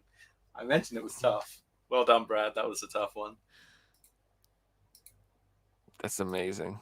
Yeah, I would have never. Probably the hardest we've had at this point. Maybe the one of like 10 words. You gonna put like the quadratic equation in there and shit? Fucking damn, man. This is. I thought we was talking about some games. That get it right, they get harder. That's how it works. It's gonna in 3 weeks. It's gonna be like, I'm gonna give you 14 haikus, and you have to figure out which Nintendo Game Boy game. I'm like, what? I'm gonna give you some math problem that hasn't been solved before. That's right. It's gonna and be to like get the question, you have to solve something that's never it's been gonna be like solved. the board in Goodwill Hunting. Like, what the friggin' hell, man? Oh, by the way, that question was worth $1 million. Too funny. You guys got any Well pickups done. or anything to show off today? Yeah, I got some pickups. Yeah. I've got a You wanna go few, first, Jeff? so- Yeah, I'll go. I just got a couple little things, so yeah, I'll go. So I got Persona 5 Tactica. Nice. Let's go. We're talking about this the other day. This went on sale for $19.99, and the PS5 copy went on sale for $19.99, and this piece of crap was like $30. I don't know why, but the PS4 copies are more expensive than everything else right now. Just because it's the one I want. That's just how life goes. If I want it, it immediately goes up in price. Immediately, the second the thought pops into my head, I'm like, I feel like McDonald's. Price went up. Has it still got the free PS5 upgrade on the front? It does. Okay. Yeah, it does. I feel like it says PS5 upgrade available. That doesn't mean it's free though. It just means that it is available. It doesn't say free upgrade available. I feel like it comes down to the whole. They're suddenly making less PS4 copies, so supply and demand. You know, there's only a certain amount of PS4 copies. They've got thousands of Switch and PS5 copies to sell. So which ones are you going to discount? The ones that you got heaps of. Whatever, lame-os. I don't know. That's not very good. So I got this one came in from Super Rare. This is the Tartarus Key. Nice. Yeah, this looks dope. This is actually a horror game, but it's in like PS1 aesthetic. So it's like a throwback horror design. Oh man, I think you can see it very well. But check out some videos online. It looks pretty cool. But it kind of gave me more of like a point and click puzzle horror type thing than an actual survival horror. So if you're looking for like Resident Evil remake or something, it's not like that. It's going to be like more of like a puzzle adventure game with freaky horror elements and stuff like that. Either way, definitely I'm getting like all of the super rare PS4 games. I can't imagine that's going to last a long time. I'm going to be shocked if they did that for a long time. Like, I feel like they'll probably just make Switch and PS5 games sooner rather than later. So I'm trying to get all of these. They all come in nice slip covers. And yeah, they do. They look nice. And if you have them all together too, they have that nice little logo at the top. Yeah. So yeah, they're cool. And then this, I was happy to get. We talked about this in the show. I got the Ooh, nice. The ESRB copy of Agalos. So there's a listing on Amazon that has these guys. It's a very specific one though, so you'll have to buy and figure out which one it is. No, I think they blew it up on the other podcast this evening. If you want to watch the PlayStation Ain't Dead podcast, they freaking told everybody where to get it. But it's on Amazon. You can pick that copy up. So basically, what the deal is with this is that this was like an unreleased version. There was never actually officially an ESRB release of this game. What happened, what people are speculating, is that it got printed and it got canceled, and the person who has the possession of these is just selling off their stock. But yeah, these are going to be very collectible, I feel, in the future. Unless they have like 50,000 of them they're selling, which I doubt. There's probably just like 1,000 of them out there. They have at least 1,000. They may have more. Is there anything distinct about that listing so you can distinguish it from the other ones? It's JAD Entertainment. JADD. Okay, there you go, guys. So it's a little more expensive than the other ones, but that is the one that I got a copy of. So I'm hesitant to say it just because if you guys go out and buy one and you don't get an ESRB one, I don't want to hear it. Don't bitch at me. That's just where I got mine. Okay. Amazon got free returns. Yeah, so I bought it from JAD Entertainment and I got the ESRB copy. So if that is what happens to you, that's great. If you get it from them and that's not what happens to you, that ain't my problem. But that's where I got mine. So what's going on with this spare power copy you got? I'm gonna have to make a trade. JADD. Cyrus JADD. I'm just gonna keep it. Yeah. So I have both. Well, you can buy the PAL one on the regular Amazon PAL one for like $15 right now if you want a copy. Not in Australia. Oh, there's a way more. Okay. Of course. Yes, it's $19.99. $15 for a brand new game. What world does this guy live in? Yeah. I also own it on the Switch. So it's a great game too. Like it's actually legitimately a really fun game too. So it's not just collectible. And yeah, that's all I got. Those are my pickups.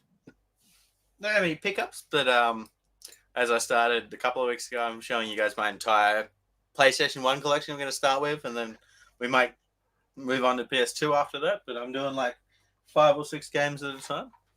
So we're up to B. So here we have, this one's called Ball Blazer Champions.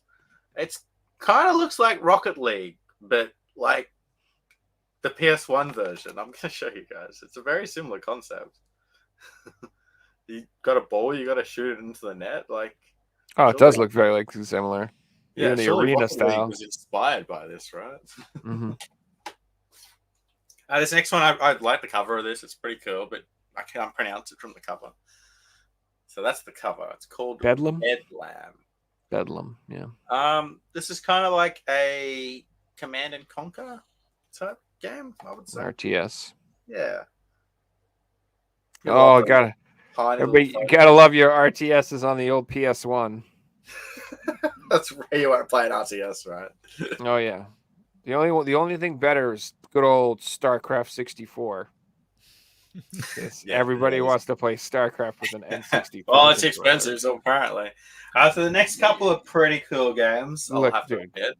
Nobody wants StarCraft 64 to play it. Like, nobody wants to play that game. Everybody just wants to own it because it was rare, because no one bought it, because it was, like, physically painful to play it with an N64 controller. It probably was, like, emotionally draining. All right, and it was probably amazing for people that have never played an RTS before. That's true. I know. It's probably wicked, like, simplified, and it's actually really fun. Who am I to say? Hey, I mentioned before that PAL PS1 didn't get many JRPGs, but we did get a few. So here we have a Funsoft title, which is the company that merged with Squaresoft before Square Enix, I believe. Or am I wrong there? Correct me if I'm wrong. But this is Blaze and Blade. Yeah, I don't think we got that game. Absolutely beautiful looking title too. I don't think we got that game in the US unless it had a different name. They call it an action RPG, but it's clearly turn-based. Action RPG before the genre is actually a thing. So here we got another JRPG. This one's pretty cool. And it is Blazing Dragons. Yeah, that's a good game. It's fun. That's the Cheech and Chong game, right? They all smoke weed. Yeah. So next one is a really cool series. I do have the other one, but it sits under L, so you'll see that later on. So here we have Blood Omen, Legacy of Kain. That's literally like one of my favorite PS1 games. So yeah, love that was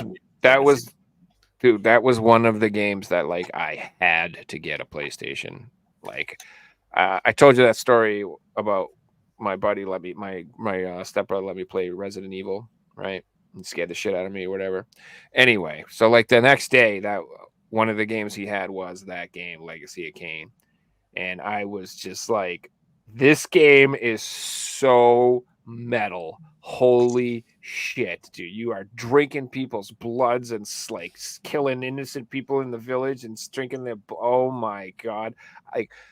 I've said this before, like PlayStation, like I couldn't believe how adult themed it was. You know what I mean? Like I thought, I coming off of Super Nintendo, I was like, kids games are just for kids.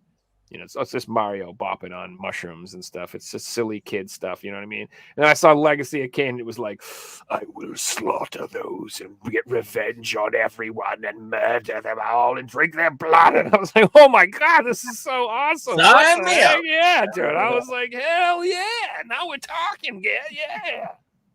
So anyway. I get excited when I see that game, if you can't tell. Nice. I fucking love that game. So I hope you get just as excited when you see this last game. So the final game today is Bratz. Oh my God, that's the number one reason I bought a PlayStation. I was like, this is the most metal shit of all. And that's the games that I've got to show for you today. So we got some pretty exciting games coming up. Like probably the most exciting games coming up. And if you know, you know. I'm sure you can work it out from what letter we're up to in the alphabet. Bratz 2? Can't wait to see that one. See, guys. Good luck following up Bratz, Hop. All right. Good Oh. luck. Well, it's a pretty similar game, but I picked up Tekken 5. So, you know, Bratz Tekken hand in hand, you know. But yeah, it's been really fun. It seems like a really good evolution on Tekken 7, and yeah, it's just been real. Like the visuals are just amazing. So I'm checking out that one. Yeah, my roommate got it, and he's been trying to egg me on into getting it, and I might have to get it. If he's gonna actually play it, I'm like, all right, I'll play it. If I can beat the shit out of you all the time, then I'll play it. Good luck, because the AI is beating the shit out of me at the moment. So can't wait. I also picked up Tachaya. So it's a little indie-ish game on PlayStation, made by like 12 people. So Breath of the Wild type game. So thought I'd pick up the physical for that, even though it's on streaming. Have you played the spin-off, the Koa and the Seven Islands? No, I haven't played it, but I've got it, I think. It's good. So yeah. Yeah, I haven't played. I have both games. I haven't played Tachia, but I got Koa, and it's fantastic. It's like a little 3D action platformer game. It's really good. Highly recommend. Nice. So I'm assuming Tachia is very good too. I just haven't played it. So. Nice. Then I've got a bunch of Switch. I'll probably just speed run them, but I got a Akami physical. It was on Amazon for $20, so couldn't go past that. I own it digitally, but there's problems. Grandia HD 1 and 2 collection.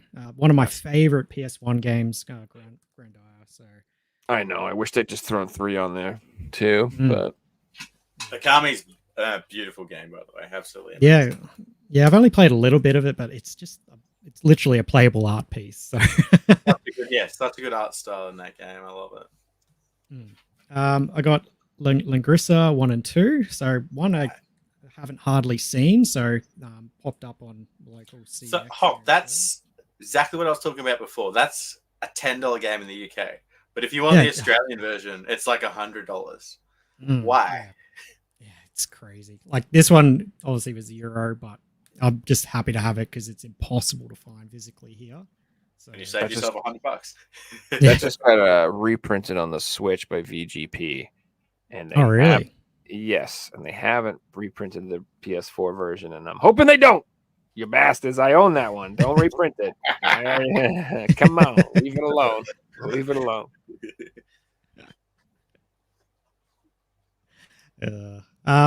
One I hadn't heard of NIS Destiny Connect TikTok Travelers. So don't know how much TikTok or dancing will be in this one, but I loved like these little NIS games. So thought I'd just check this one. It was pretty cheap. It was one that went under the radar. Like I didn't find it until a couple of years after it came out. That was like a 2016 or 2017 release. Yeah, that's I RPG, forgot right? it came out. Yeah. Little RPG, looks turn based. I only popped it in for a couple moments, but it was pretty fun. It looked cool. I've seen I haven't played it, but I've pretty sure that's come across my radar before. Sword Art Online, another one that's been very hard just to find in Australia. It was $10 one day and then it was gone. So Hollow Resurrection. Hollow Realization. So all the sequels are pretty readily available, but this one has just disappeared for some reason. Bumped up to like $60, $70 here, which is crazy. It was one of those series that I had to get all of them, like as soon as I found out. Yeah, exactly.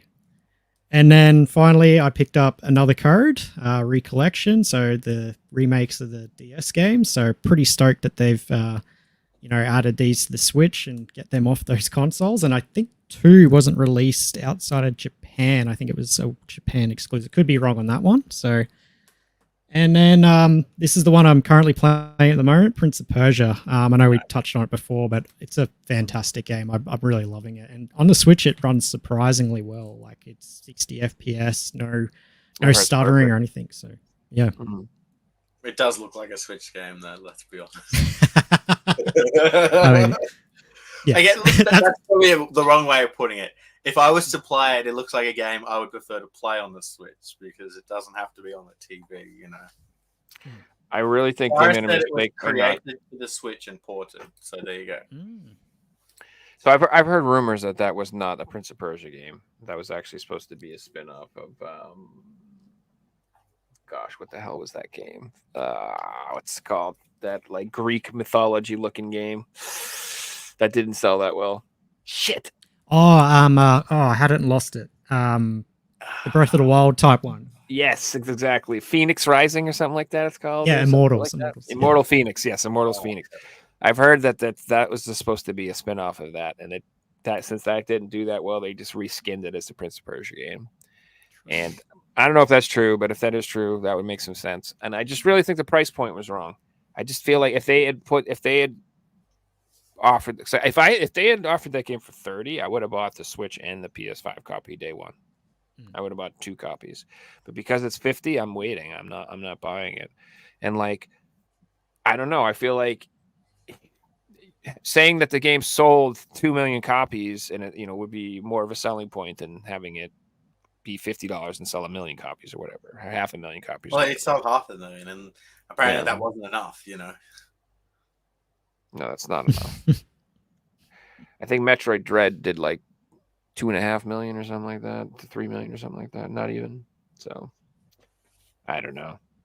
I just think Ubisoft is, I don't know. They've lost, like, their name doesn't carry the same weight. And I think people are tired of Assassin's Creed. Ubisoft could put out a AAA game tomorrow. I'm going to wait for it to go on sale because it's an Ubisoft game. Like, that's just the reputation they've built. They put out games every year, so you don't have to wait. You just wait for the new one to come out, and suddenly the old one's cheap. Did they get over 3 million, Cyrus? Yeah. So, no, you're right. You're right. It's just like one of those games where, like, I don't know why wait. I did pick up Valhalla though, Assassin's Creed Valhalla. That looked fun.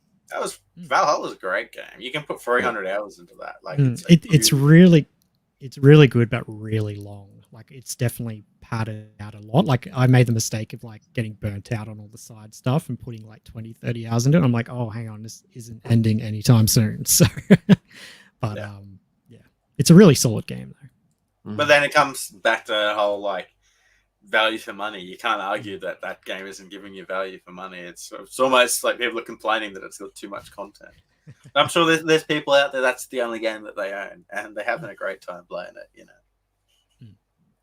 Well, that's what they're hoping for. Is they want someone who literally like buys just the Assassin's Creed every year, and that's the only game they play. That's the type of gamer they want. Those people are out there. It's the people who just buy Madden, every Madden that comes out, every Assassin's Creed that comes out. They just buy the same game over that. Every golf game that comes out, that's what they do. Yeah, it's easy to do that with a sport game though, because you can play a sport game forever. When you've got a single player game, you have to put in content that you can play it consistently, and that's very hard. Because even if you put in something that is unique all the time, like it's hard to get a unique experience in a single player game after 200, 300, 400 hours. Yeah, and then I think unfortunately the biggest demographic is it's people who aren't good at games. That's you know what I mean, like. That's one of the things I hate is that the more a company makes a game tailored to my taste, the more it will not succeed. Because I'm like, no, make it hard. No, make it miserable. No, make it suck. So nobody else can make it terrible. That's what I want. Like, and they're like, yeah, but then nobody else will play it, dude. Nobody else wants this crap. And that's how we get Final Fantasy 16. I'm over here complaining because I'm like, I'm just rolling through this game, and I mean, I guess I could make it harder. I could take off some gear. I could not use potions or whatever, but I don't know. It just seems like maybe if something defeats me, I have to think about it maybe twice, and then I can beat it. And just oh, I just have to dodge these 2 moves that are killing me over and over. Okay, just keep an eye out for this, and we're good. And that's it. It's I don't know. I completely understand why they do that, though, because if they make it too hard, 90% of the player base will get stuck on a boss and not finish it, because that's just how people are these days. They I don't need to even make want it so everyone plays through the game, and when they get stuck, they've invested that much time in it that they will beat that boss and continue playing it, or different things like that. No, everyone's like us, Joe. They don't like punishment.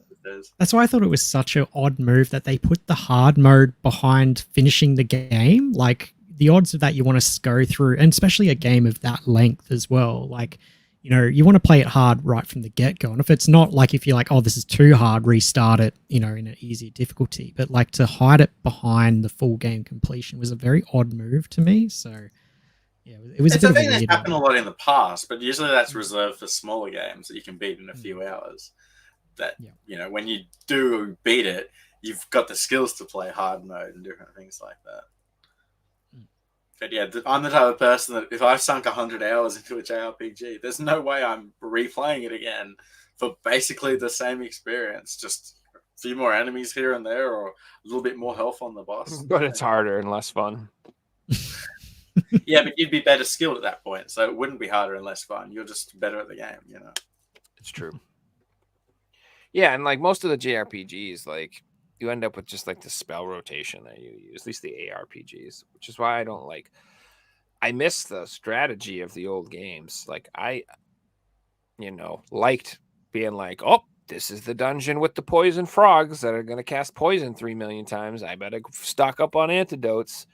Something as stupid and simple as that made the game more fun and more immersive to me. Like I like that about the RPGs, like the actual RPG part of it, where, you know what I mean? Or like getting lost in a dungeon. That's, that just doesn't happen anymore. You just, these games, that's not how it works. You just go straight. Not just like that. a thing over there. There's like a thing over there. A dungeon without the map telling you where it is isn't a thing that happens much anymore. So I think Elden Ring and Tears of the Kingdom did such a good job with their open worlds. They just threw in this massive open world. Anything you've seen, you can go to. You just have to go there. And they didn't tell you where anything is. You got to work it all out yourself. And the more you try and look for things, the more you're rewarded, which is amazing. Yeah. And I like that because, gosh, it's very satisfying when you like put in the time and effort to explore and are rewarded for it. That's a good feeling, man. When you're like, I could have just skipped through this, but you're like, you know what? I didn't. I want to see what's in there. What's that little thing? Looks like I could fit through there. Oh my God, is that a crack in the wall? Oh my God, can I break that? Holy crap. Oh my God, look, I found a cloak. Hell yeah, look at this thing. It's blue. Heck yeah, look badass. You open a door and the door leads back to some locked door that you found 30 hours ago. And it's like, oh, that door just opened and now I've unlocked that shortcut. And so when games don't have fast travel. As soon as you put fast travel in a game, mechanics like that mean nothing. Yep, and that's a huge point you just made too. That like old RPG design, they always used to put like right at the beginning of the game, they would show you areas that you cannot get to, like that you cannot access, like locked treasure rooms or like bosses you can't fight or like something that you cannot do. That later on in the game, 30, 40 hours later, you can come back and you can do that. And that feels so good when you're like, oh, yeah, I'm going in that freaking room. I got the magic key. I'm going in there now. I can unlock that door and get the freaking badass armor that's been sitting there the whole game. I don't know, like... Lies of P did that really well. When you start Lies of P, like the main hub is this hotel. And you go around the hotel and there's all these locked doors everywhere. You play through the game and suddenly you start opening all these doors and they give you keys for other ones. And it just feels so good when you get to that point. You feel like, I have accomplished something. I've unlocked this. And, I'm way further than I was a few hours ago, even though you might be. Yeah, the I don't know about Lies of P specifically. I haven't played it yet. But like the Souls games and Elden Ring and all that, they do a great, they're the best exploration games there are, like by far. Like, and I also really like that, you can go whatever way you want. You walk into a place and it's like, where do you want to go? You want to try to go up?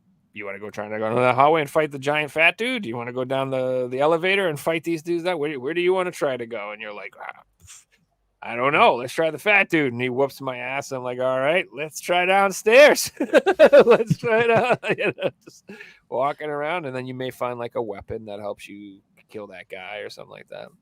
And yeah, those games are so much fun, dude. But those games have a mechanic that I really love, and they use it for mini bosses. So in those games, you got your main bosses, right? And you beat a main boss, and the main boss is gone. But they'll have a lot of mini bosses or just really hard enemies that if you try and fight this guy, you're basically done for. Like if you beat him, you got no health flasks left, you're struggling.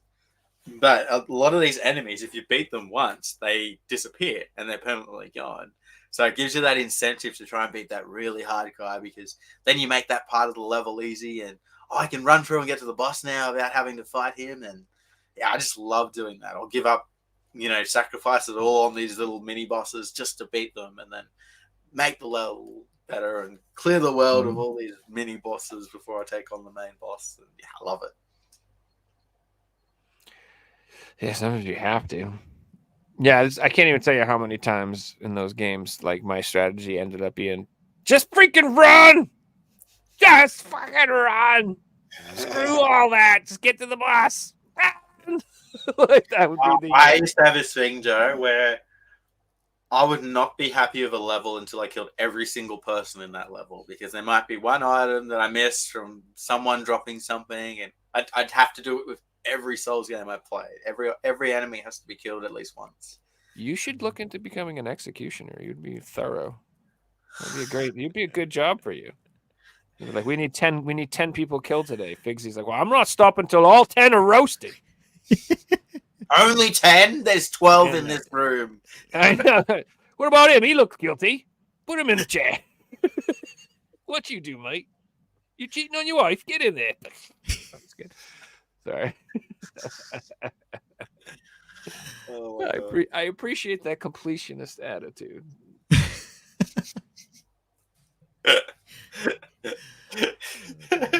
Never start the charity, guys. I have that weird obsession too. Like when I play a lot of like shmups and stuff like that, like realistically, you should just be focusing on surviving most of the time. But I'm like, no, I need to survive and kill all these motherfuckers. Like, I want to, like, same as you. Like, I'm like, no, I need to blow up this ship. I can't just let him fly by me. And Don says, no, he needs to die. I have to figure out a strategy that makes him dead. Like, and I'll spend an hour trying to figure that out instead of just like getting out of the way. Sometimes that really is the answer. I watch the professionals play and I'm like, oh, they just skip all that. Oh, I'm probably smarter than sitting there and feel like, die! Everyone must die. No one shall live. Like, yeah. You ever play Hitman? And the idea is to like go in there stealthily and take it. No. When I go in there, everyone dies. No witnesses. That's one way to do it. There'll be like one gardener like a kilometer away. I'm getting him. He might tell. So Figsy be like, what was that? Order 66? Oh, yeah. There's a mission on the PS3 version of Hitman Absolution. And there's like 500 people in this one area, and you can kill every single one of them. I used to think that was way worse than the Call of Duty no Russian thing that they used to do. But no one talked about it. Because it wasn't a main mission. It just, the game let you do that. No one talked about it because you're the only one who did that, you sicko. No, I've spoken to people and they did the same thing. Because the mission's a pain in the ass to walk around and the crowd doesn't let you through. So it's almost like the game wants you to do that. That's one way to get there quicker. They have a Hitman games. They ported them all to VR. I don't know if you knew that. Hitman 1, 2, and 3. You can play those on I'm PS4 not a fan on how they released those games. They released the games half the game, and then the DLC Game of the Year will be out soon, and you had to play like one chapter at a time. I bought the new one day one, and the final mission was $10. You couldn't. The mission that was on the front cover, you couldn't play it. It was $10. The day the game came out. The game came out, and there was DLC to play the final mission of the game.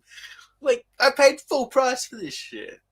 No, that's pretty evil. It was the killing Hitler mission. The trailer was based off. Like, are you fucking serious? It'd be like playing an JRPG, and it's like, you've made the final boss of the game. If you want to fight this guy, pay $15. Like, No, screw that, dude. I didn't pay it. I finished the 9 missions of the game, got to the final point, and sold it. Because I'm not fucking paying DLC for a brand new game. Like, that's bullshit. Yeah, and that's just freaking bullshit. It's not even on the disc anyway. Yeah. Like, you're buying like I can't stand that anyway. Like I said, I went through that with that Life is Strange game. Like, the last episode wasn't on the disc, so I ended up ordering the Japanese copy because it is on the disc. So it's just Well, the like Telltale games, if you buy them day one, you don't get a full game. You got to wait for the rest of it to come out. Yeah, it's like I think is it the Game of Thrones? I think the Game of Thrones Telltale game is like nothing on the disc. It's like Batman's the season same. pass. Yeah. It's like just absolutely nothing on the disc at all. It's like, are you So- buying a game at that point, or are you just renting a TV series? You got to wait for episode 2 to drop, guys. But that's why I always got, like, for fighting games, like when they announce the character passes before the game is even out, it's like, hang on, you have this ready to go. Like, it just feels a bit weird. And I know they need to make their money and, you know, have it as an ongoing live service game, but like, especially when it's like in 1 month it's dropping, it's like, come on, guys. Like, Yeah, ruined fighting games for me, because my favorite part about fighting games was like Tekken 3, for example, playing through the game 10 times to unlock all the characters. That was the best part. Not, here's all the characters, there's 10 more and you got to buy them. All right, I just won't play it. Sorry. Like,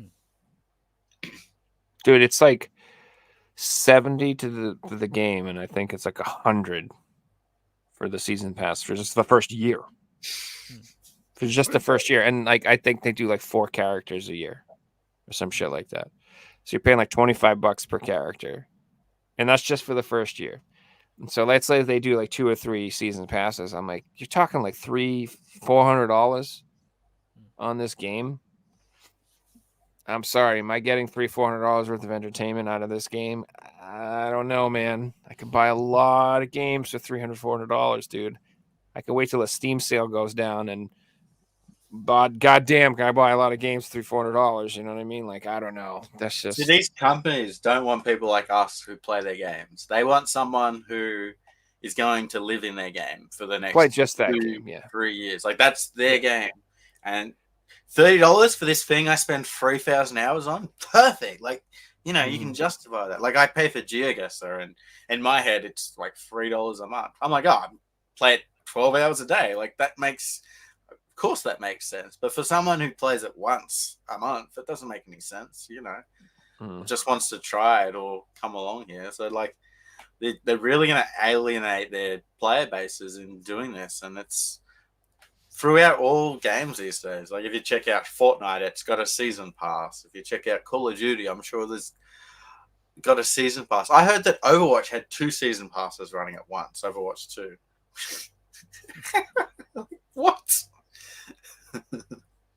yeah. I guess it's Overwatch. different for Go ahead. those ones that are $0 entry, like Fortnite and Overwatch. Like, you don't really have that, you know, what do you call it, cost to get in the game. But, you know, games that, you know, want you to keep playing it, that you're paying full retail for, it just doesn't make sense. Like, and I think to really go with your point, like, that's probably one of the biggest flaws of modern gaming, is every game franchise or game release wants you to spend that be your only single game. And like, it's just not feasible for in this age. I think, like, how many people play a single game a year? Probably not that well. In the hardcore gaming space, probably not. Honestly, But, there is a lot. There's a lot of people that just play one game, and I've fallen back into I've played one game for the last 6 months now, and I'm playing it every day. And you know, I'm right now in this season, I'm ranked like 80th in the world, and I want to keep playing it because I keep seeing that rise in rank and different things like that. So it's a good feeling, and when you are in like a community like that, you meet all these different people, and it's fun. And yeah, I've been in the other side where I'm playing, you know, 5 games a month, and that's fun too. So it's definitely got its pros and its cons. And what sucks is when a game that's $60 tries to take the model of a free game, and implements it in its game. Like, you know, people that play Fortnite have the exact same experience as people that play Call of Duty, but they just skip the whole $60 entry point. Speaking of games, you just play one game. My sister came and dropped these off. She found these at the house the other day. Ooh, Nice. My original expansions, the OG ones. I don't have the base game apparently. I must have just got the digital one, but I did actually. These were like I stood in line overnight at the midnight release thing, waiting to get these things. So she dropped those off, which made me happy. And she found my hold on, the actual Frozen Throne games too. Fuck yeah. Which I'm actually pretty excited to have these because, like, I guess Blizzard ruined these now. They made them the remastered versions, and like you can't play these technically or some shit like that. I don't know, but I'm glad to have the actual original games. So I'm assuming if I install these offline on a computer, I can play them.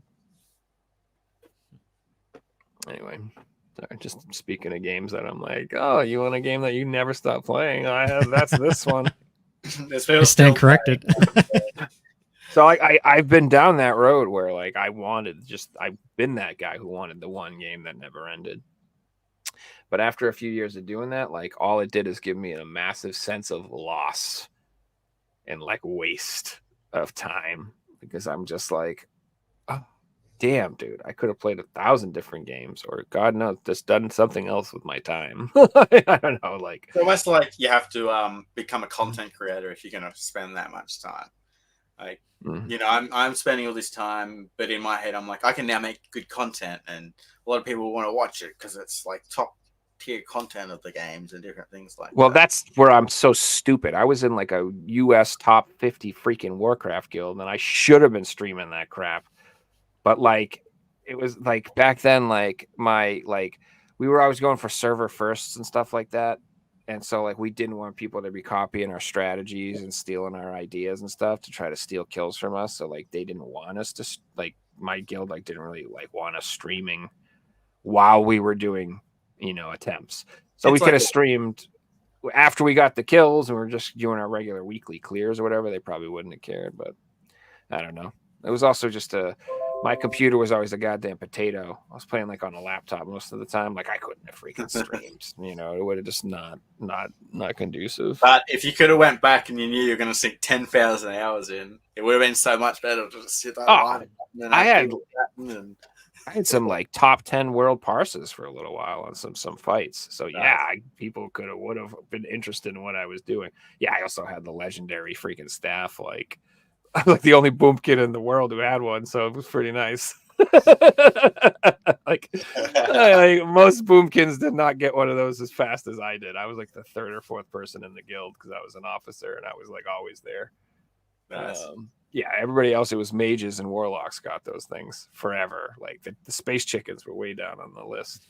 But I was like we had like an insanely good elemental shaman in our guild too. She used to get like top 10 parses like all the time. It was amazing. And so we used to give her any gear she wanted because it's like, you obviously know what you're doing, so we'll give it to you. You're in the top 10 all the time, so here you go. Yeah, and they're probably winning and getting you stuff, so it's worth it, right? Exactly. Yeah. Look after people that look after you.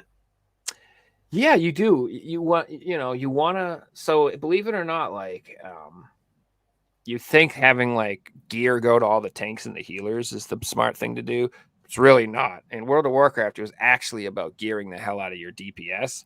So you could just push the phases insanely fast so you didn't have to deal with any of the bad bullshit.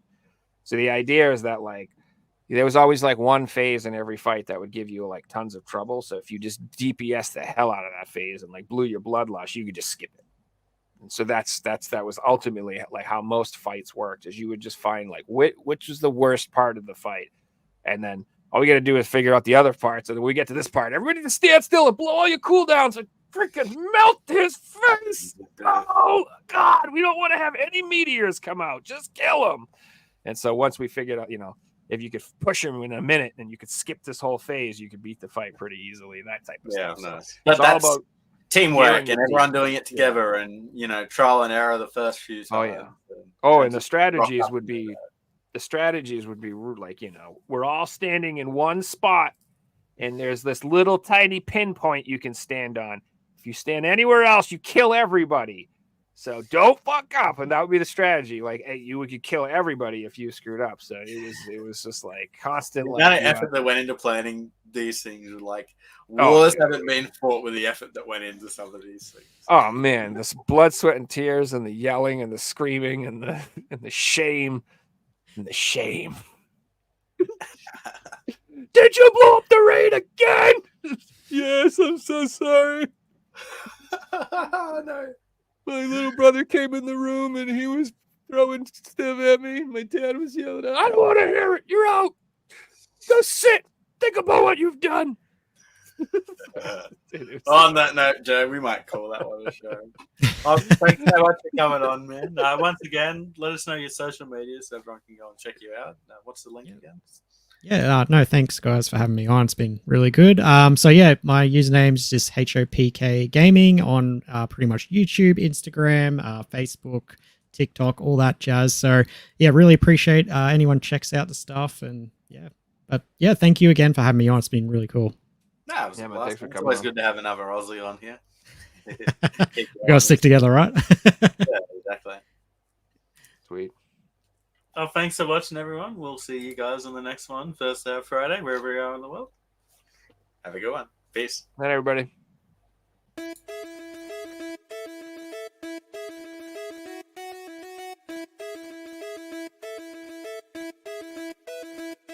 You found the coolest place to be, the PlayStation Collecting Nerds, and come on, won't you sing with me? Welcome to the show.